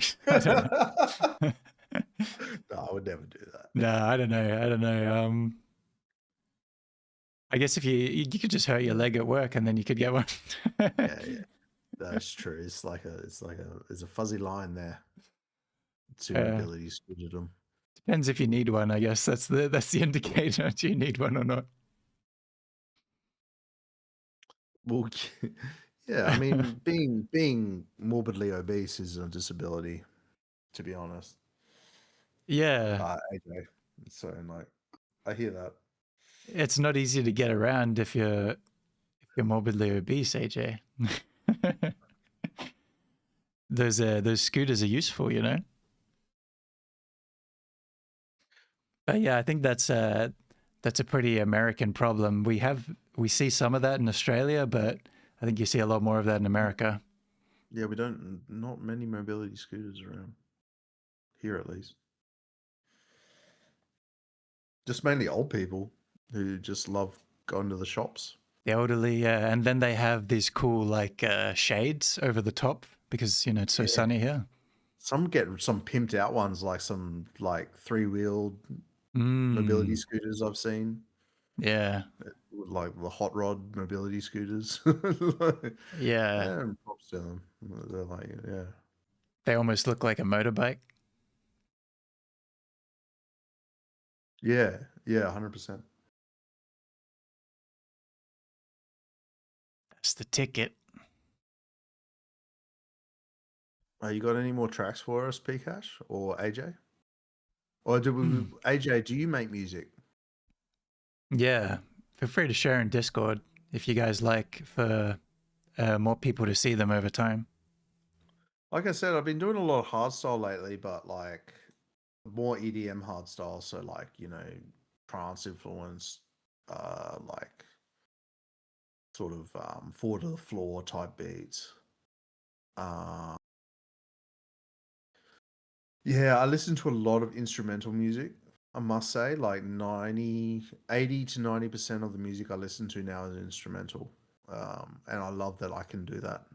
Oh yeah. Whereas, like, you know, everything needs vocals to be legit on the radio and that sort of thing, you know. So I'm big into your EDM, your dance music and stuff like that. So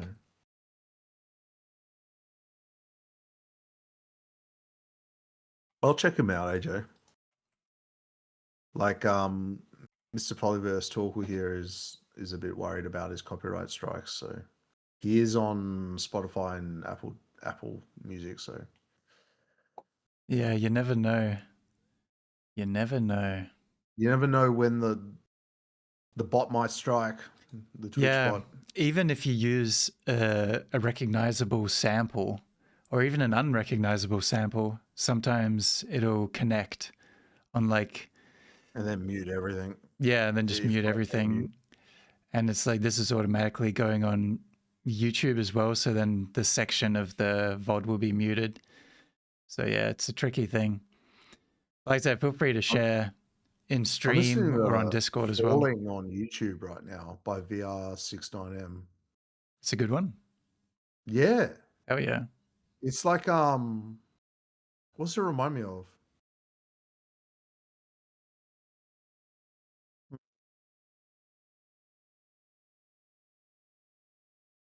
Yeah, well, it's got that heavy auto-tune sound. I don't know. It's like that SoundCloud rap sound, I would say. I'm not...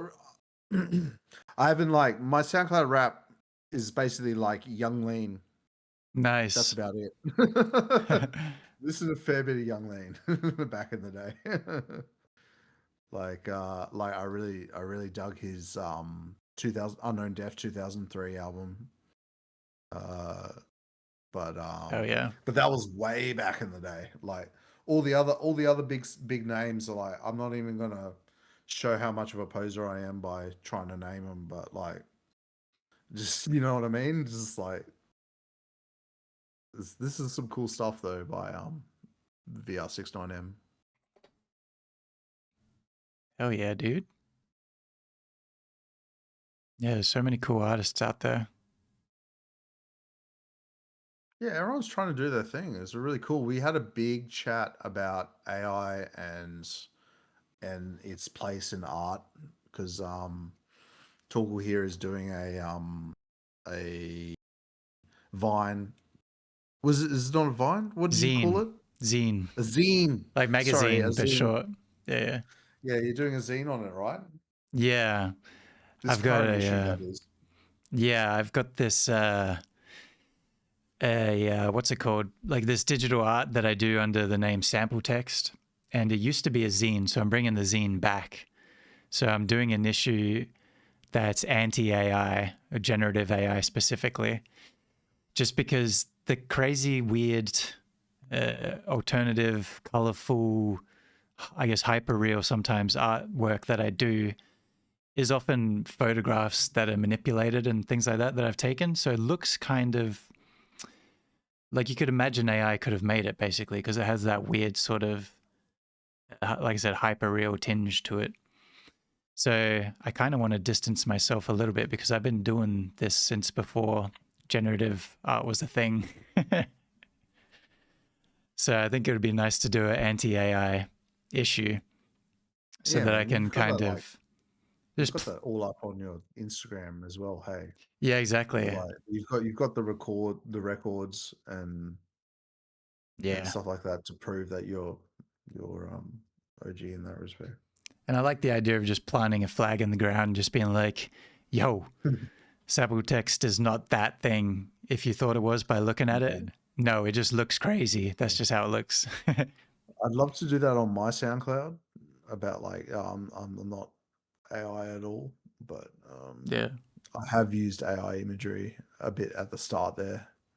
So unless I go back and replace all that stuff, Yeah. like it's still my Bandcamp, still there. I have to Yeah. update the Bandcamp with your art, by the way, tool. So Hell yeah. yeah, Yeah. If it's something you want to get rid of, then I guess over time could slowly phase out the older artworks. But yeah, it's either way really, because like you said, I see it come full as circle. And we're just like, check out this sick AI art that this artist was using. yeah, I guess the only worrying thing for people is that because it's AI artwork, they may assume that it's AI music as well. You never know. Yeah, we're getting so many chatters coming in. Yeah, we are. We got the known Dark Senate in Twitch chat saying, "Hey Polyverse, what's up? I'm curious, do you play D&D?" I have played D&D. I'm interested in it, but I don't have a group or anything at the moment, so I have little experience. But yeah, D&D's cool. How about yourself? You a D&D player? Do you play some Static, by the way? I have rolled one character Nice. in D&D, and then I lasted like 2 sessions, and then I think they killed me off because I couldn't make any more sessions, unfortunately. Damn. Yeah, and I played in one other online group as well for at least 2 or 3 sessions. Nice. So yeah. I'm well versed on the rules and a little bit of the lore of D&D. So yeah. Oh yeah. I've written like half a campaign in the past as well because I'm interested in hosting it in the future. But yeah, I don't know heaps about it though, so I need to like probably play a campaign with some people, maybe on Discord or something. But yeah, this is actually Polyverse Studio in my new apartment. This is the set for a horror podcast called It Lives on Tape. That's what it's been used for. I actually have a green screen behind these curtains, by the way, Dark Senate. And yeah, I'm going to use it as well for recording some YouTube videos and stuff in the near future. So yeah, just kind of like a studio. Oh, thanks for linking that, Static. No worries. Guys from Brisbane. Well, I have a group of Brisbane-based players play on Sundays. Who's looking for Aussie players? Heck yeah, dude. I'd definitely be interested. I'd be interested too, but work makes it hard for me because I'm FIFO.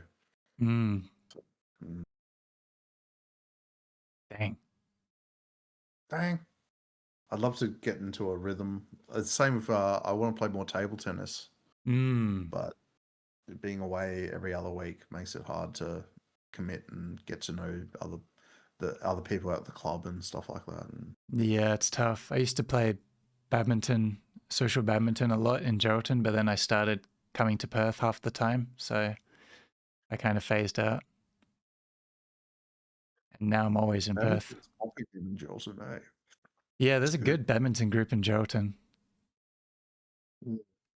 Dark Senate says it's a Star Wars evil political themed D&D campaign. That sounds pretty sick. I'm not like the biggest Star Wars nerd, but I'm familiar with Star Wars, so that's pretty cool. I'm pretty into Star Wars. Not as much as some people, but I'm keen for the new game, Zero Company. It's like a XCOM style turn-based game in the Star Wars universe. I'm going to be checking that out for sure. Oh yeah. See if it's any good. Yeah, it looks pretty good from the previews, so pretty stoked about that. Dark Senate's an American. Are we the same time as Brisbane? Nope. Torkel? Nope. Yeah, we're on the West Coast. We're Perth based, so I think we're like maybe 2 hours difference or 3 hours difference sometimes. So it's pretty close though. It depends on daylight saving. Yeah, Yeah. Queensland doesn't have daylight saving, so we're always 2 hours from Oh, okay. Queensland. Nice. Yeah. So it is pretty close in time. But Australia's huge. But yeah, 8:30. What? We play in the community over voice chat and video Sundays. Oh my God. 8:30 a.m. to 12 p.m. That's actually a pretty good time slot, but That's early morning. that's still a 6:30 a.m. start on a Sunday. Yeah, that'd be 6:30 for us, yeah. I mean, unless you stay up all night Saturday. Been known to do that. Yeah, so maybe not because I'm not a morning person, unfortunately. But That theme sounds amazing though, yeah. the political Star Wars theme. So what rule set do you play with that?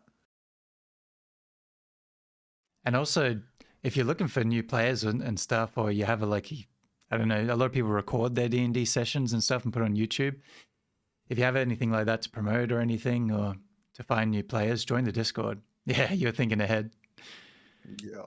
Join the Discord and tell people about it because we got like I said, a digital creative community. So we got a bunch of people doing stuff like D&D and whatnot in their own groups and everything.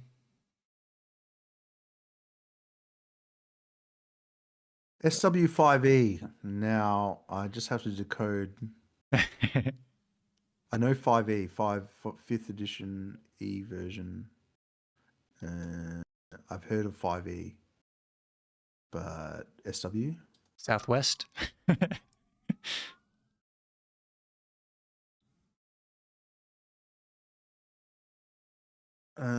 Improv. It's a Star Wars 5E. It's a D&D reskin of D&D 5E. Okay, interesting. That's cool. Very cool. Post Palpatine. It's a response to Disney's BS spin. Okay. A new dictatorship arises. That sounds cool.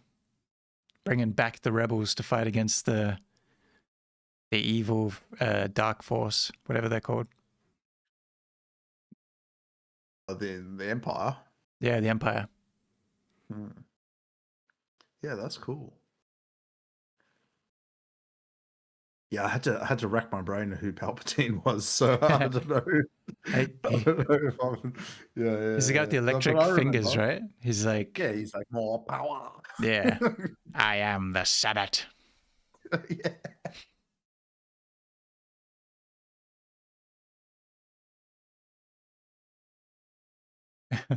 Whose haircut? Yeah, you talking about me? Torkel. Because I am getting a bit close to the skin with my hair. I could be a villain. I can be pretty evil. Yeah, why'd you cut your hair, by the way? It's actually, yeah, I actually didn't want to, but it's, do you remember how I have like a dermatitis thing on my face? Oh, on your face? Oh, okay. It used to be like here on my nose and around my hairline and my beard, but it's gotten way better. I've been treating it with like some new products, but it's been known to be in other places, but it was always just on my face. And now it's moved to my scalp. Yeah. So it was really hard to treat it when I had long hair, just getting through the hair. Okay, yep. So my head would just be itchy and horrible every night. So I shaved it all off and now I'm treating it and it's much better. So yeah. Yeah, I'm thinking about cutting my hair like that too, actually. It's very practical. Someone suggested it to me and it looks practical. It's so nice. You don't have to do much. Whether it'll all grow back, that's what I'm worried about.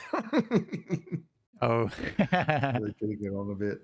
Malpattern baldness and all that. I mean, it doesn't affect how it grows back, does it? I don't know how that works. No. You're right. I don't know what I'm worried about. I guess it might show how much it's receded because there won't be any fringe or anything. I've got a pretty decent beard right now, so it'll look good with the buzz cut. The short hair with the big beard is a good style. Yeah. Yeah, 6:30 Dark Senate is a bit early for me personally, unfortunately, because I would love to join. What's the time difference to Brisbane from Ohio? I can imagine it'd be pretty out there. That's got to be around the 12 hours because I know US is close to 12 hours in like all areas.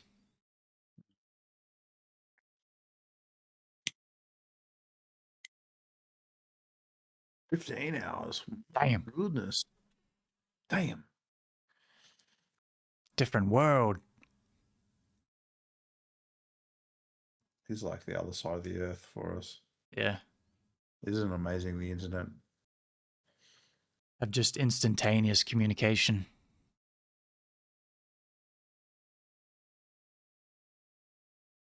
"14 hours. Yeah, that's a lot of hours. But it works out as a evening shift for you. D&D. And they're behind 14 hours as well, so it's a Saturday night instead of a Sunday morning. That's pretty nice. Basically, our weekend of SW5E. Yeah. There's heaps of D&D Twitch streamers that I follow. There's a few Australian ones that are pretty cool.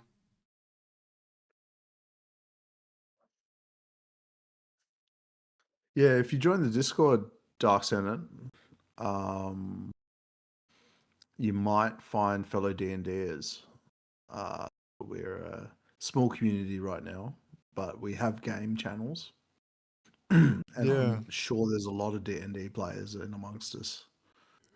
Yeah, I know like half of the people are interested in D&D in the Discord for sure. And yeah, now that we're back to hosting Pollyverse streams, we're just getting people flooding in, which is really nice. Yeah, it's good stuff. Oh yeah, I was going to ask, did you have an idea for a Pollyverse radio show, Static? Because you mentioned it the other day. So I was thinking, well, how are we going to get around the copyright of playing? Because I'd love to be able to play some of the music. Isn't there like you play like 6 seconds of a song and it's under copyright or something like that? Well, so for Pollyverse radio, it would be different. So we could play copyrighted music because I want to separate the streams. So then it'll just be YouTube where I go live for like, Pollyverse streams, and then Pollyverse radio. Yeah, exactly. It would just be on Twitch where everyone plays, their Spotify or whatever it is. They play the copyrighted music. And then it's just the VOD doesn't stay, which is fine because it's not a VOD thing. It's a radio station. So, yeah. Cool. Like, I'd love to do like I don't know, mind boggles. Like I could do a themed show where or just like I play what I'm vibing on, or we could do a feature album for the week. And then like, so like I do one show a week where it's like, if I can, if I can make it, where it's like, oh, this is the current feature album. We'll play a bit through it. Maybe I'll back announce like what my thoughts were of the tracks and stuff of the album. That'd be sick. And then have a bit of a discussion that way. Yeah, I think it would be a lot of fun. Yeah. Yeah, that'd be fun. Like a DJ set mixed also with like the radio style where you can give your thoughts. What to play next though? Because I don't want to be at like all me. Like maybe like if you have a certain number of points with the channel or something like that, like you can vote in on what's the next feature album and that sort of thing. Yeah. Yeah, I've been thinking about stuff like that. I'm not sure because it's so far in the future, so I'll keep thinking on it. But I mean, for like, if you do like a segment, then it could be whatever you want, really, however you want to do it. Could just be you cue whatever you want to cue, or you could take suggestions from chat or channel point redeems. Yeah, it could be anything. Yeah. Yeah. But then I'll have to think a bit more about that. Yeah. For the Pollyverse radio in general, like I guess when there's not anyone live, anyone doing segments or anything like that, I was just gonna piece together a huge playlist full of, recordings of YouTube videos, stories, from myself, from Polyverse Library, from different people in Polyverse, and then like music from members like you and Kyrie and stuff like that, and just put it all together in a huge playlist. Yeah. Yeah, sounds awesome. I did check out quite a lot of the previous Polyverse radio. It was really good. Yeah, thanks. It was when I was fiddling around with it to figure out how it might work. But Yeah, I thought it was awesome. Yeah. I think it'll be really sick to get it right and then have it as a permanent thing in the future. Definitely. Who seems like a character? Yeah, I was about Dark. to call this fucking cunt out.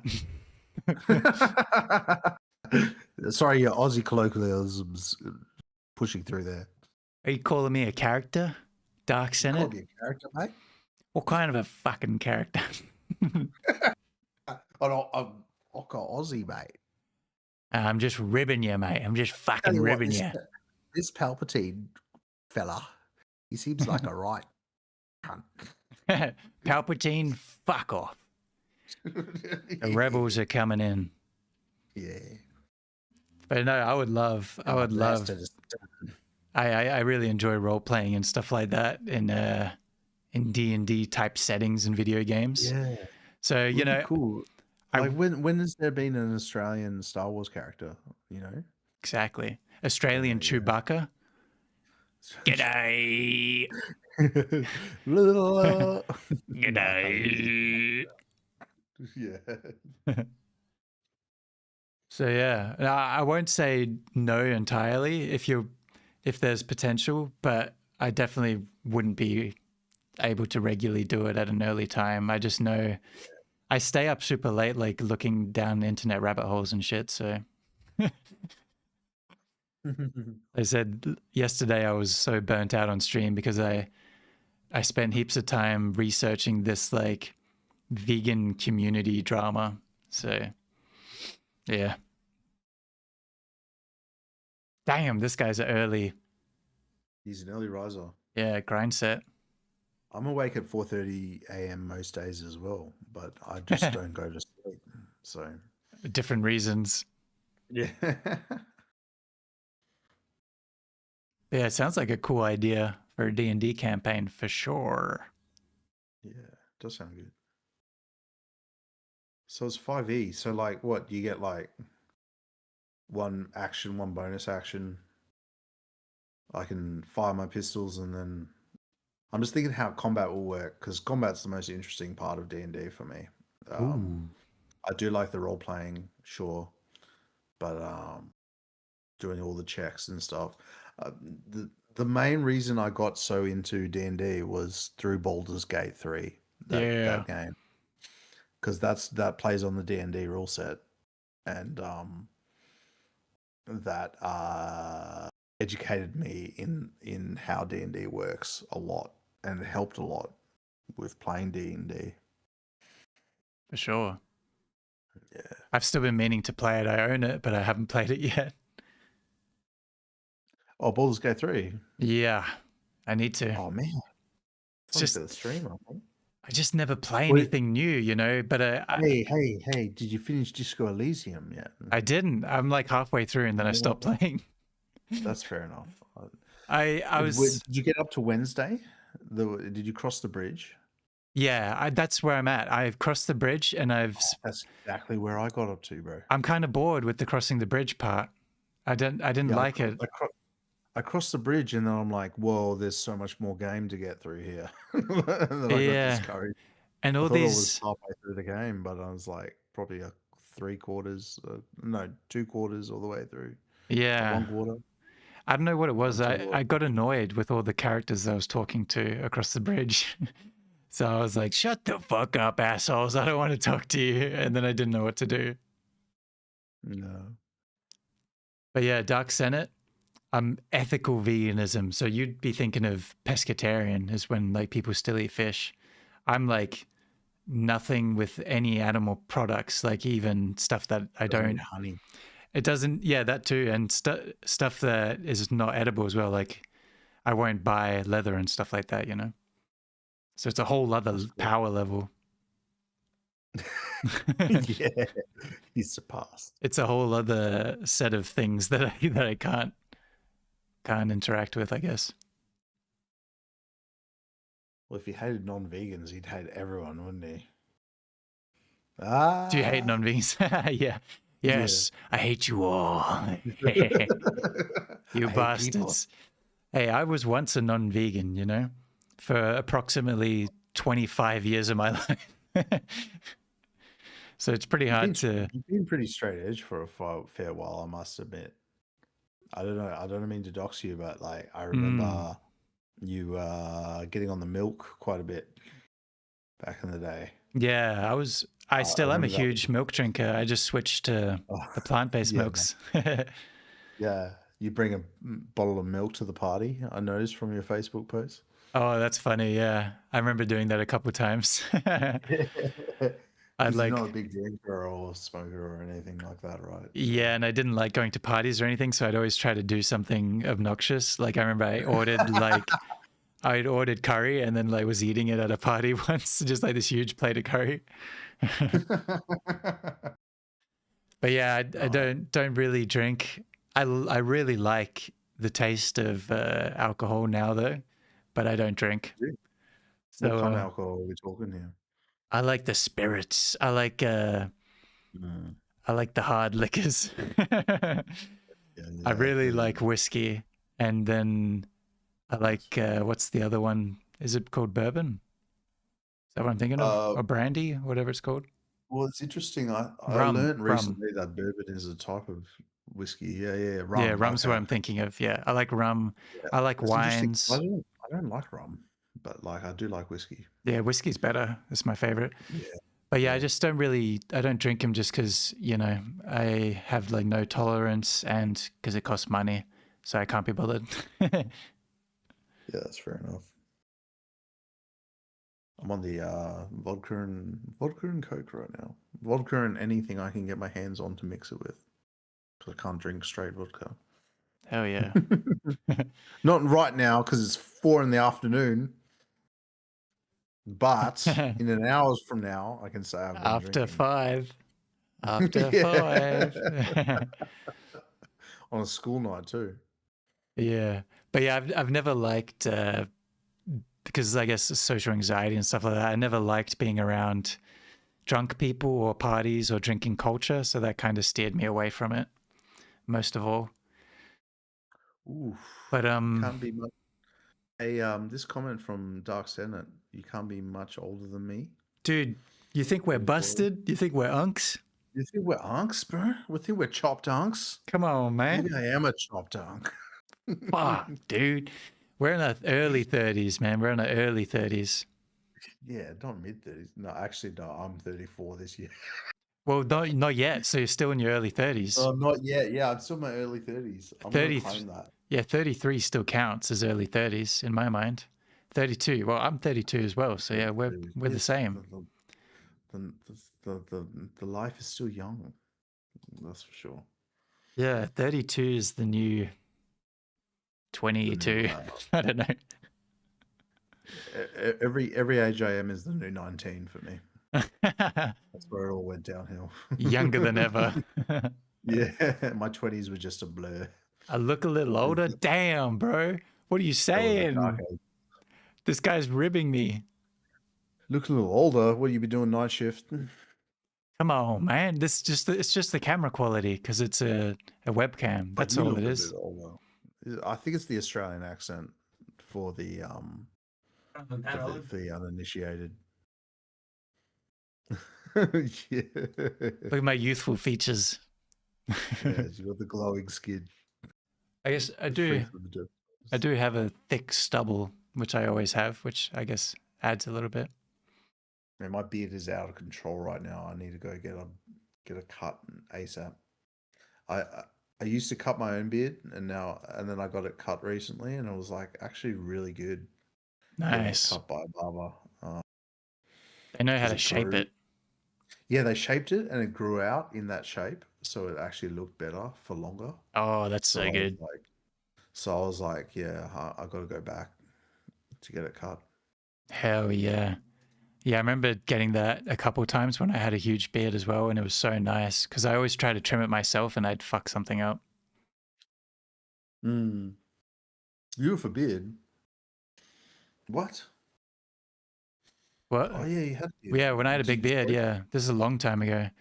When I was That in was a lot. well, for a little while I was still in Geraldton, I had a huge like I was in my like hipster era. I was wearing like the 5-panel caps, the button-up shirts, and I had a huge beard. And then I moved to England, and I think I had it for a while there too. So I just had this big beard, and then I had long hair. Looked like a freaking lumberjack.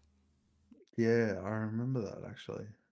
You- But yeah, I like keeping it simple now. I had it for so long, I guess, and then it started smelling, and then it started smelling like food all the time, and that would piss me off. Even though I'd clean it thoroughly, and then my dermatitis thing would form underneath it, and I couldn't treat it. So Like I'm a big fan of a huge mustache, but nice. it's so impractical for eating anything, man. Mm, Like it's so I tough. had to had not shave it, but cut it down recently. Um, it was growing over my top lip, and it was getting in the way, just too much. Yeah, I get you. Yeah. Mustache is the one place where it doesn't grow that thick on me. It's just like a regular sort of moderate mustache that I can grow. I had to shave my mustache since like year 10 or something, year 9. It was ridiculous. Oh, damn. Yeah, I mean, I'll say that like it's a cool thing, but it's really not. It's pretty lame. But hence, I've got a beard now because I swore never to shave again. Nice. Said no to the shavers. It's funny, some of my work, because to work underground, sometimes well, it's funny. They say to work underground, you need to be clean shaven because you need to wear a respirator. Yeah. You need to be able to. Yeah, yeah. But apparently, it's just to get the fitting for the respirator. So I could go clean shaven, get the respirator fit, and then start working underground. Oh, okay, that's And good. not be able to use the respirator. I don't know. I guess it kind of makes sense. Like maybe it would still seal most stuff. Oh, yeah, no, even a little bit of stubble. Apparently, it's not effective. The respirator. Oh, Jesus, that's not good. So, like, yeah, I don't know. I don't know how, because I know one guy who works underground. He's got a beard bigger than mine. No, I don't. I'll just breathe it all in. Breathe in that beautiful iron ore. Yeah, the iron ore or whatever they're mining down there. Yeah. The rocks. The Breathe in the rocks. It's all just different flavors. Yeah. What is it this week? Lithium. Yeah, lithium. Something crazy. Cobalt. Rare earth. That's radioactive stuff. That stuff. We're going getting uranium today, boys. Yeah. No, it's funny. Like I worked at a rare earth mine, and they're like standing near the stockpile. You need a radiation gauge. Whoa. And I'm like, what? That's kind of cool. Like you're in Chernobyl. Intense. Like because of the rare earths that they're mining, some of them are radioactive. So you don't want to inhale that stuff. That's for sure. No, sir. Oh, sorry. Don't want to be near any of that. Then again, wearing masks are very uncomfortable. So to take it off and bathe in it.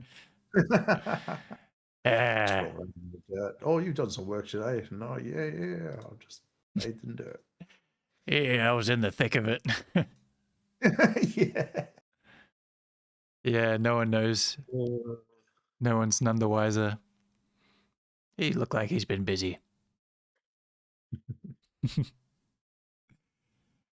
I my don't know goodness. how Twitch viewers work because we've got 4 viewers on Twitch right now. Probably me and you. Yeah, I might count because I'm monitoring it. I'm not sure. 3, 4, 5, 6, 7, but we got 7 on viewers. So I don't know how many of those are bots or who doesn't count. We got 7 what viewers? 7 viewers on the when you click groups or community, and you can see our viewers. Please don't leave viewers now that we're seeing you. How does that work? Please say hi in chat. It makes time go by much quicker. How does that community thing work? I don't even know what that is. So like I'm viewing you through Twitch. If I go to the top of chat, Okay. there's the community panel. So Oh, there's like on the top right, and then I click that. I don't know how you don't know about this. There's you, the broadcaster, stream elements. There's me, a community VIP. We've got the chat bot, and then we've got a section for viewers, and there's 7 in there, but only 4 are showing up on the viewers for Twitch. interesting. I don't Just even. working this stuff out right now, you know. Yeah, I can't even find that. Oh, here it is. Yeah, on OBS. I don't know. It's probably in your chat panel. Yeah. Amazing. Roles, community, stream Get a little manager more is usually what I'm talk looking about at. how Twitch works on stream. Yeah. Yeah. Yeah. Yeah, I have no idea. And maybe it's people that have come in and out. I mean, the Dark Senate thinks Overlord Polyverse needs an assistant. Yeah, I do. Well, I got a new mod recently. So, Oh yeah, that was last stream. Who's your new mod? yeah, it's Adam. He's a Polyverse member and a guy I know in real life. So we play League of Legends together in a group. And I know he had previous modding experience for Grumbly Ghost's old Twitch stream. So I was actually interested in getting him on as a mod already. But I waited until he told me that he wanted to. And then I was like, okay, let's do it. Yeah, you're right. But you're going to have to beat me in a League of Legends 1v1. For the right. And did he? Yeah. Yeah, he whipped me because he's better than me at League of Legends. He beat me 4 times in a row, and now he has a bloodlust for playing 1v1s in League of Legends. So yeah, he's the new mod, but he works during the days, so he won't be modding a lot of the time when I'm streaming, unfortunately. But he was here yesterday for a bit, so yeah. I'd make a good mod, but I don't know how to do that. I don't know. I know what to mod, but I wouldn't at the same time. So you're a VIP at the moment because you're an OG Polyverse member. On it. I think I have like 5 VIPs that I can give out or something like that on the channel. Yeah. That's good. I don't think I've used all of them, but I've used a few. Yeah. Yeah, Dark Senate, do you have any modding experience? Yeah. Want to be a mod? The only way to apply is to beat me in League of Legends. I'm pretty good at League of Legends. I am terrible at League of Legends. No, he's bailing out. That's all right. That's all right. You're in the Polyverse nonetheless. Welcome. Yes, sir. I'm kind of overriding now for today. How much? I'm intrigued how much writing you got done because you were very much part of the whole stream. Yeah, I didn't do heaps. I did 4 poems though. So, because with poems, it's less about, the speed of the typing and more just about coming up with each line and then, getting it out there. So I was kind of taking breaks and then thinking of the next line, and yeah, it worked out all right. So yeah, Nice. 4 decent poems there, chunking my way. I think I'm probably like halfway done with the zine now. So yeah, Oh hell yeah! it should be pretty good. Are you And going to do a graphical element for each page, or yeah, exactly. for a second I've already created all the sample text artworks to go along with it. Oh nice. So there's do they inform the poems or yeah, definitely. I tried to group them in together with the ones that I felt like fit nicely. Yeah, nice. But yeah, some of them are older ones, and then a lot of them are newer ones as well. I'll open it up on stream. some of the interesting Yeah. ones. Hell yeah. 'Cause there's a couple of cool ones here. As for Macintosh's Dark Senate, I've only used them in audio production. I know they're goated for audio production, Max. But I'm just a PC pleb through and through. Oh yeah. Windows forever. I'm not even going into Linux because Linux or whatever, however you call it. Yeah. Here we go. Did I see Ghost in the Shell in your drive? Are you pirating Ghost in the Shell? No, that's one of the titles. Oh wow, So yeah, I got this one. nice. This was an older one that I updated to make new, recycled, if you will. Let's see what else we got here. Oh yeah, this one that I think I've sent you a version of this one before. Oh yep. Yeah, I quite like this one. Yeah, I remember that one without the text, maybe. Yeah, it's pretty Yeah. cool, pretty glitchy. Oh man, I like that a lot. Yeah. This one's crazy. It's real glitchy. Yeah, no, I recognize the basis for this. Yeah, you as can well. tell. Yeah, I can tell. Yep. I combined That- three old things together. Yeah, nice. Yeah. And again, it's just like what textures you apply to those overlaying. Yeah. And how they interact with each other is really cool. Thank you. Oh nice. This one's another recycled old one. A combination of a few things. It was giving me an old school Xbox One vibes. Yeah. A little bit. That's it. It's big X in the background. Yeah, big X with the green. Yeah. I like that. Just the what kind of materials we're thinking of as well, yeah. Yeah, I think I've sent you a version of this one in the past as well.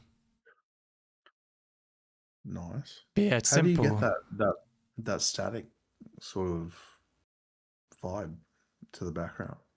This is just from like going crazy. Is that a golf green? Golf green? Oh no, it's not. It looks no. like it reminds me of the green of a golf course. You know? Yeah, I getcha. I actually don't And that's know. the golf hole. That's the hole of the green in the bottom left. True, it does look like that. Yeah. Actually, I don't remember what the photo was, but it was a photo of something that I took, and then you just go crazy on Photoshop and, you know, pixelate it and stuff like that, and just try to create something new with it. So yeah, it's all just me going crazy on Photoshop. But I just love, I love the text on this one. Just two fonts put on top of each other, but you just make it look trippy. Nice. And this one's one of my favorite ones. Yeah. Waiting for the big picture. Oh, here we go. Nice. Yeah. Yeah, you recognize Frame. this? This is a photo of an actual, like, framed. Of an actual frame. Oh, nice. Yeah, it's a painting that I have, and it was just like a picture of a cockatoo or something, and I painted black over it, and I've used it for a few things in the past. But yeah, I just took the photo and then put over the top my own digital stuff. Yeah. It's evocative in its own way. Yeah, it's good. Yeah, it's kind of like shaded and shadowed, bursting out. Yeah, nice. Anything else interesting? This one's not as interesting. Something I fiddled around with. Kind of looks like a t-shirt print or something. But I tried to make the leaves hard to look at. Yeah. No, they look cool. That's what I was focusing on the most is the different colors in the leaves. Yeah, And thanks. yeah. When you see like the higher definition you saw- file, it's like If anything, the sample text is hard to look at. Yeah. For me. Yeah. It's sort of like your eyes go to the leaves. But yeah. I overlaid like a duplicate image of the leaves over the top of each other and like off-centered it so it looks blurry and trippy. Yeah. So yeah, in the high quality image, you kind of see that a bit. It like made me feel sick when I was first when I first created it before I had the sample text in the middle. So I really loved that effect of making Oh, you I feel can't wait. sick. So is the design going to be like, zine going to be full res, or are we looking forward Yeah. to full res, big picture, Yeah, as much as simple I can. graphics? Mixture of formats Yeah, on there. Yeah. nice. This one I've sent you in the Good PDF. past. Yeah. Oh yeah, this one looks like so compressed visually. Yeah, this is one that I really just like fucked with until it was a tiny file. Really, yeah, it does look that way. It does look like it's being compressed to all hell. But I love that Yeah, because then you get these real interesting pixels that come out of it. yep. So yeah, it's No, a totally. purposeful fucking. Maybe if you could like then upscale that. You know what I Yeah, mean? Like, you should. This one's the same as well. yeah, it's a tiny image, but like that And, zoomed in would be amazing. whoa, zoom in a little bit. But Oh, yeah, it's a lot nice. Yeah, of sample text written on that one. yeah. I was gonna ask how sample text came about, the name, but it seems a little bit obvious. Yeah, I thought it was funny. Like, a lot of the things that I do are informed by what I think is funny. So I Yeah. just loved how you open up in Microsoft Publisher or Photoshop or anything, and it's always sample text as the starting thing. Yeah. So I thought sample text zine. That's awesome. Call it the zine. Yeah, yeah. I think that's really cool too, actually. Yeah. Yeah, and then it can just be whatever, whatever people want it to be. So Yeah. I want people to contribute to it so I can collaborate and stuff. But I'm going to make this issue first as like a portfolio, as an example of how the product looks. And then I can show people when I ask them to collab and stuff like that, or to submit a poem or an Yeah. artwork or something like that. So they'll have a bit of an idea of what the zine is. I did check out the first issue. Was that like a collaborative effort? Yeah, That was, wasn't it? yeah, the first issue was Very just much so. me and my old friend Luke back in England. Yeah. I think I did all the artwork, and then we went 50-50 on the poems and stuff. And Cool. yeah, he's a really talented poet, so it was fucking awesome. It was nice. It was a while ago that I read it, or like viewed it, but I do remember it being pretty damn good. It was pretty interesting. Thanks, man. I'm thinking of republishing it on the Pollyverse library or something. Oh, that would be amazing. Yeah, that would be good. But yeah, I remember I felt bad as well because he wanted to keep doing it with just us. And I was like, oh, I want to also open it up to other people. And then I just kind of, I guess I lost sight of what I actually wanted sample text to be. So I didn't really do anything with it for years. And then I finally came back to it and made like the Instagram and stuff like that. So yeah. Yeah, I still vaguely remember your early Polyverse podcasts. Was that with Luke as well? Or? I think there was some old episodes that were way back when it first started. Yeah. Yeah, yeah. I remember catching some of them, like a little bit, but like I can barely remember anything. But you talked a lot about like what Polyverse meant and that sort of thing. Yeah. Be interesting to go back to that, to be honest. Like, yeah. I just think to see how it's evolved since then. You know what I mean? Like, yeah, exactly. I think I still have those videos like unlisted on YouTube somewhere. Yeah, it was awesome because Polyverse came about when it was just like a bunch of us creative writers collabing on a story together. And then I wanted to make it into a digital thing as well. So I put together Polyverse because it was the Poly story originally. And I was like, well, let's create Polyverse where we can collab on like more things. And yeah, it just built up from there. And then, yeah, I kind of couldn't figure out what I should do with it after a while. And then I came back to it like a few years ago, I guess, when I started streaming again a few years ago and stuff like that. And I was like, okay, I want to create an actual community now. And like, it'll be a collective online where we can all share projects and work on stuff together and whatnot. So yeah. it's really cool. Like, it's interesting. Just the name Polyverse. Yeah. It brings to mind like a 3D polygon, Mm. that sort of thing. Like if I ever get into Blender, I'll try to do some sort of interpretation of that. Hell yeah, that'd be sick. Yeah, well, it's just inspiring stuff, man. What can I say? Oh boy, you Yeah. flatter the Polyverse. Thank you, sir. got to appease the cult. Yeah, Not the cult, the the creator. tribute to the cult by Not a by cult. peddling our propaganda. Yeah. Yeah, no, you're an OG Polyverse member. Like I said, you're recalling stuff from like way back in the day that I'm sure only a few people know about. Still up there on the ego stasis SoundCloud, some of your readings and stuff. Like the Fairy Glen Yeah, one. And I remember one I was really happy with was the Salt yeah, reading. that's the one I was thinking as Yeah. well. I really love that one actually. Like personal favorite of mine. Nice. Yeah, Yeah. it came out sick what you did with it. I was actually, Yeah, it was just like I wrote the music first and then I put your reading over it. Yeah. hell yeah. And it just fits so well that I was like, yeah, this is it. Yeah, dude. I was just thinking about the Fairy Glen edit you did, the tune that you made, because I'm gonna start recording the stories and stuff again soon to put them up on another YouTube channel, a Polyverse Library YouTube channel, and on Spotify and everything. Oh wow. So I was gonna put in the song that you made for it as the start of it. Oh, wow. Because yeah, that'd be sick. I can finally use it. Well, what do you think? Should I do some more?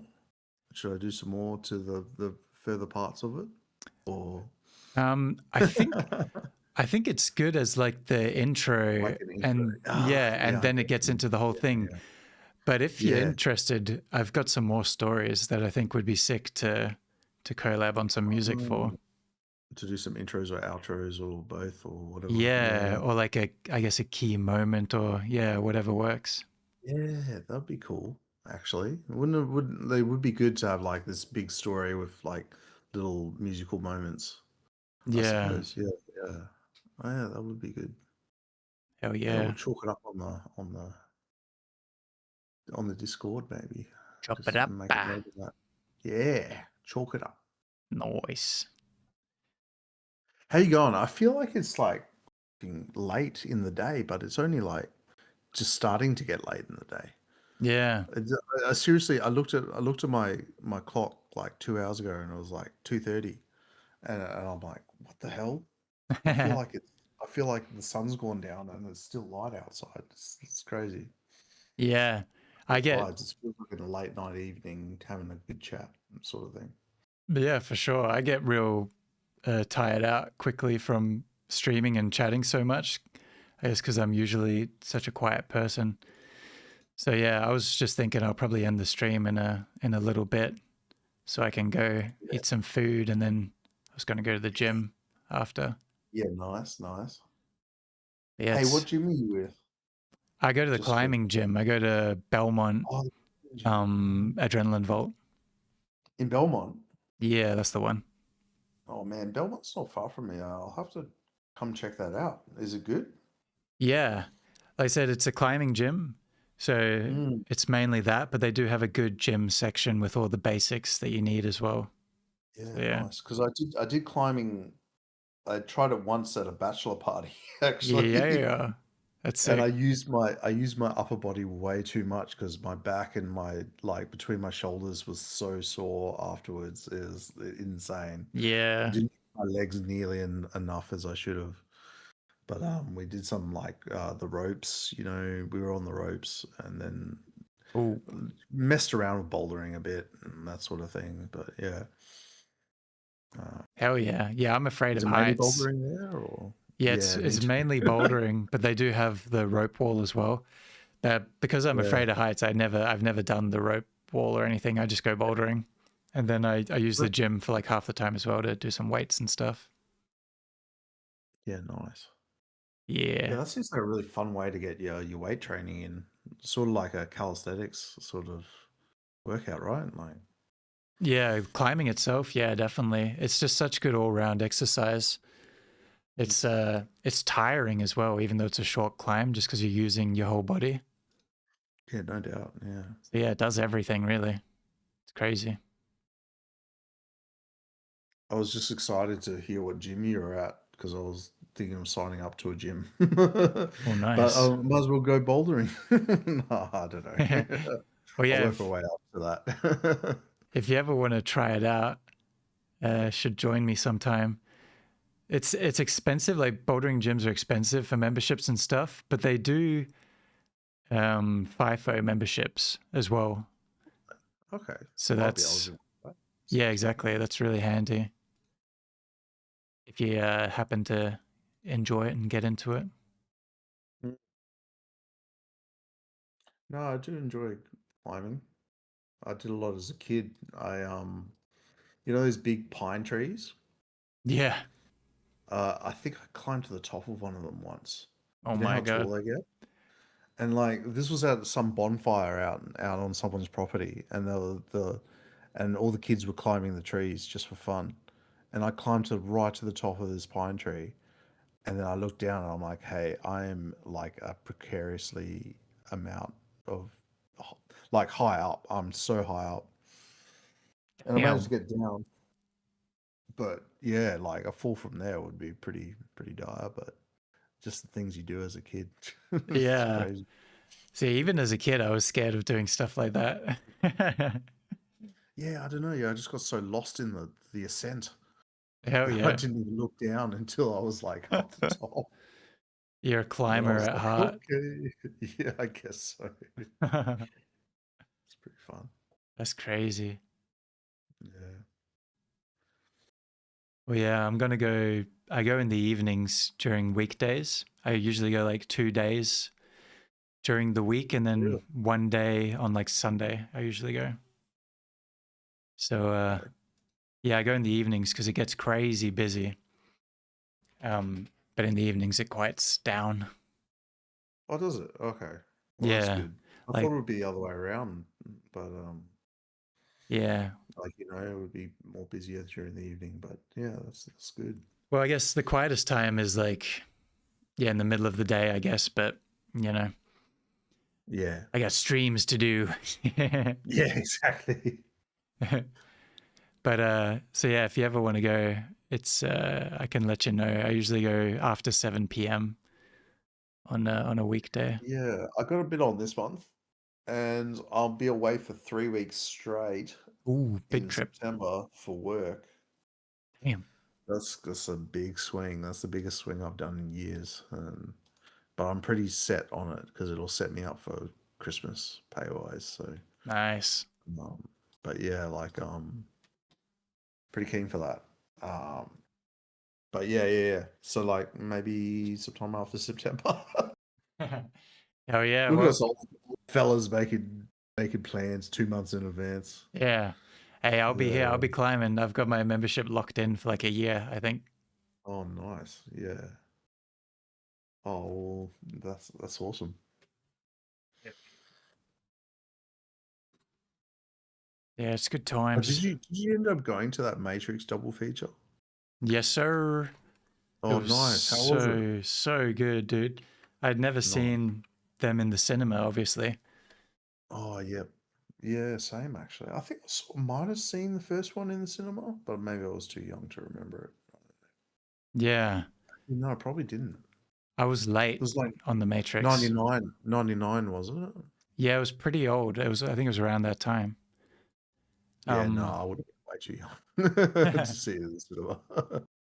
But yeah, the first one was sick because like I've always enjoyed The Matrix. I've always liked it and appreciated it as a movie, but I've never rated it as, you know, one of the great movies, you know, in my opinion, kind of thing. But A after, lot of people do though. yeah, a lot of people do. So I've always heard that, and I've had a lot of friends who've loved it.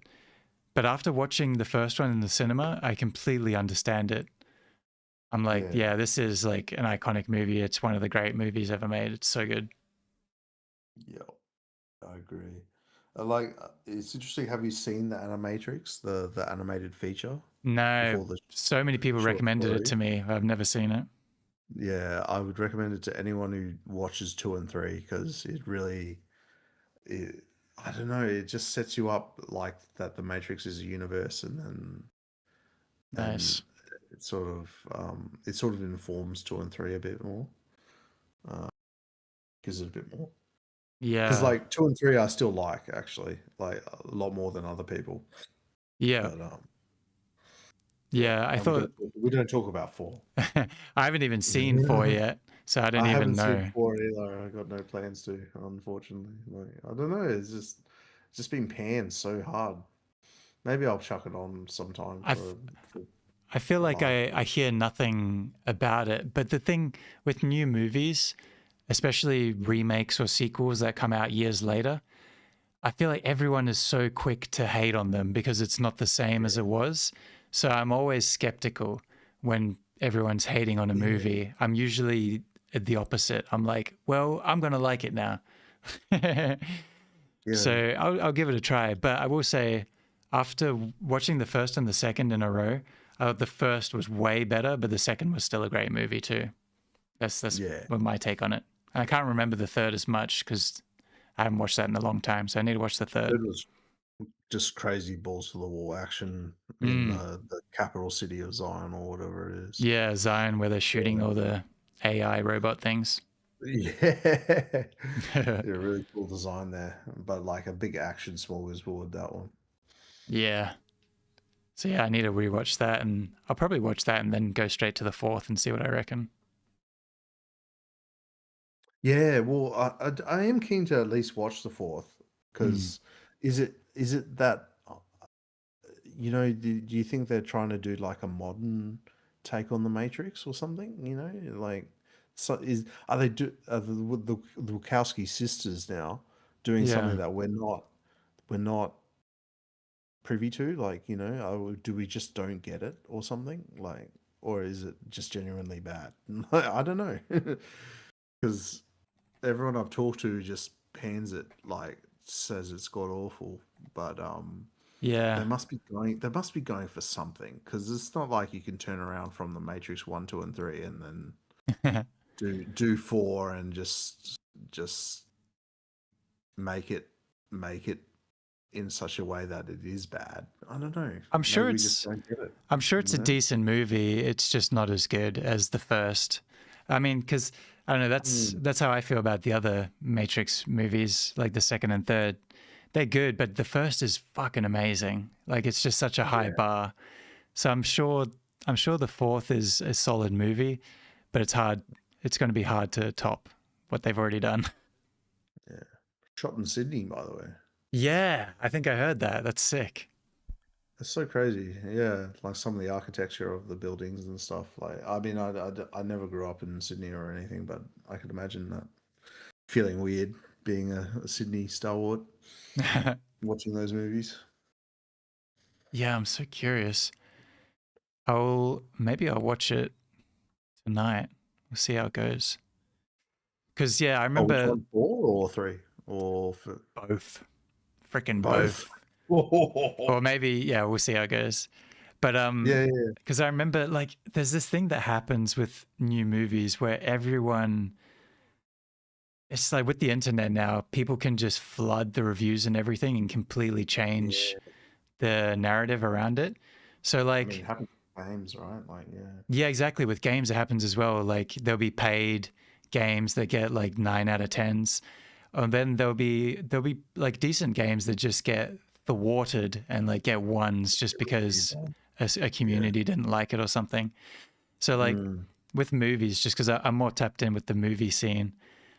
I remember the main example I have is the Joker, the second recent Joker movie with Lady Gaga and Joaquin Phoenix. A musical?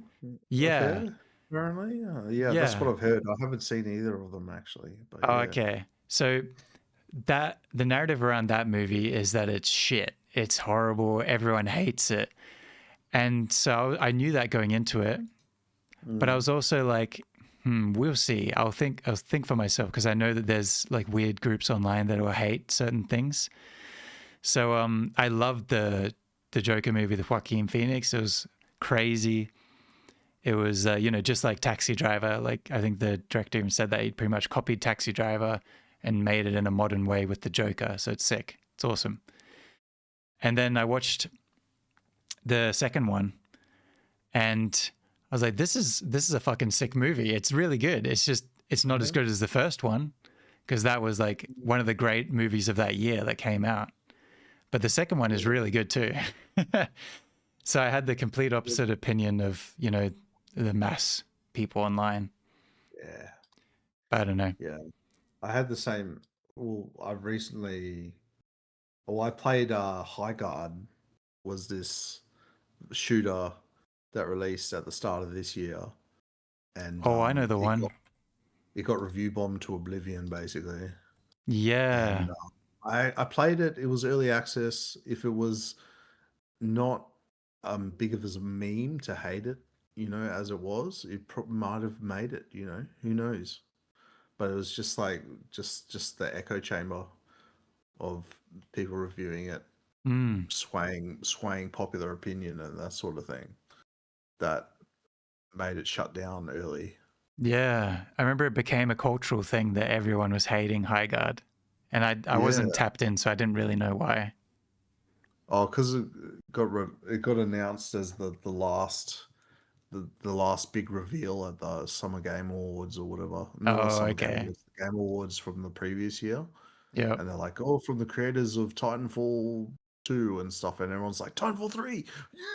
and then they released High Guard.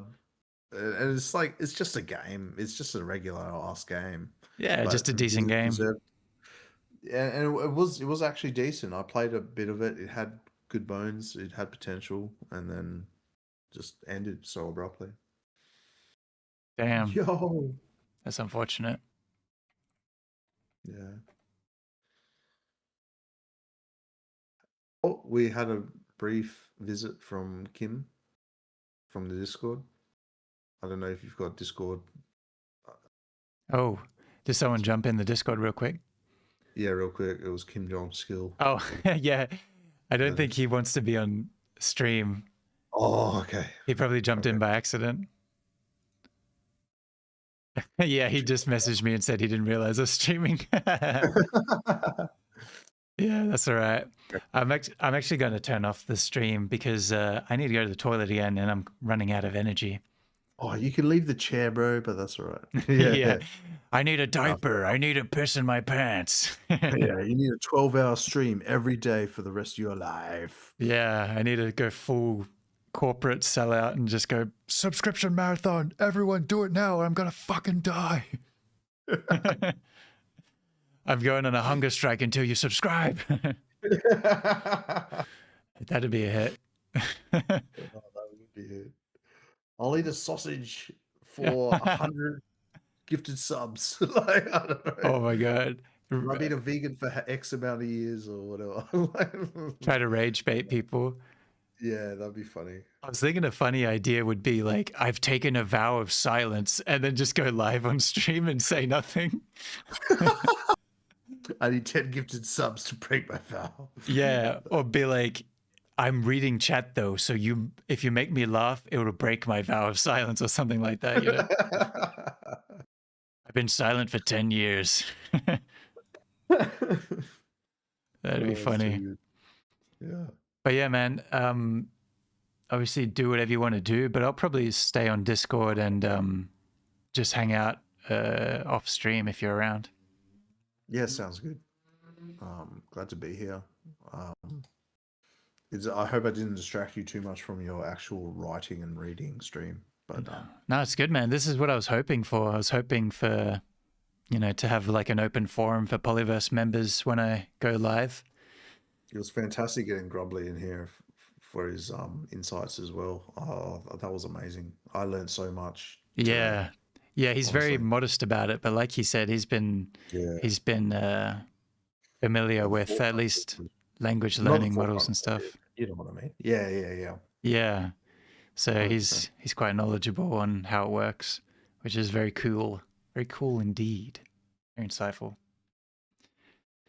But yeah. So thanks, Polyverse people, for coming through today. We got a lot of interesting new viewers dropping in, new members in the Discord as well, which was sick. Thank you, Exit, for being here, keeping me company as well. Yeah, no worries. It was a pleasure. Yeah, this is the end of my streaming week. I plan to do it Tuesday, Wednesday, and Thursdays. So I'll be on the Discord doing my thing, but we'll be live again on Tuesday next time. So yeah. Till then, y'all, from everyone here at Polyverse, we're signing out. From myself, Torkel, thank you very much. From Exit as well, thank you kindly. Yo. Peace. Polyverse welcomes you.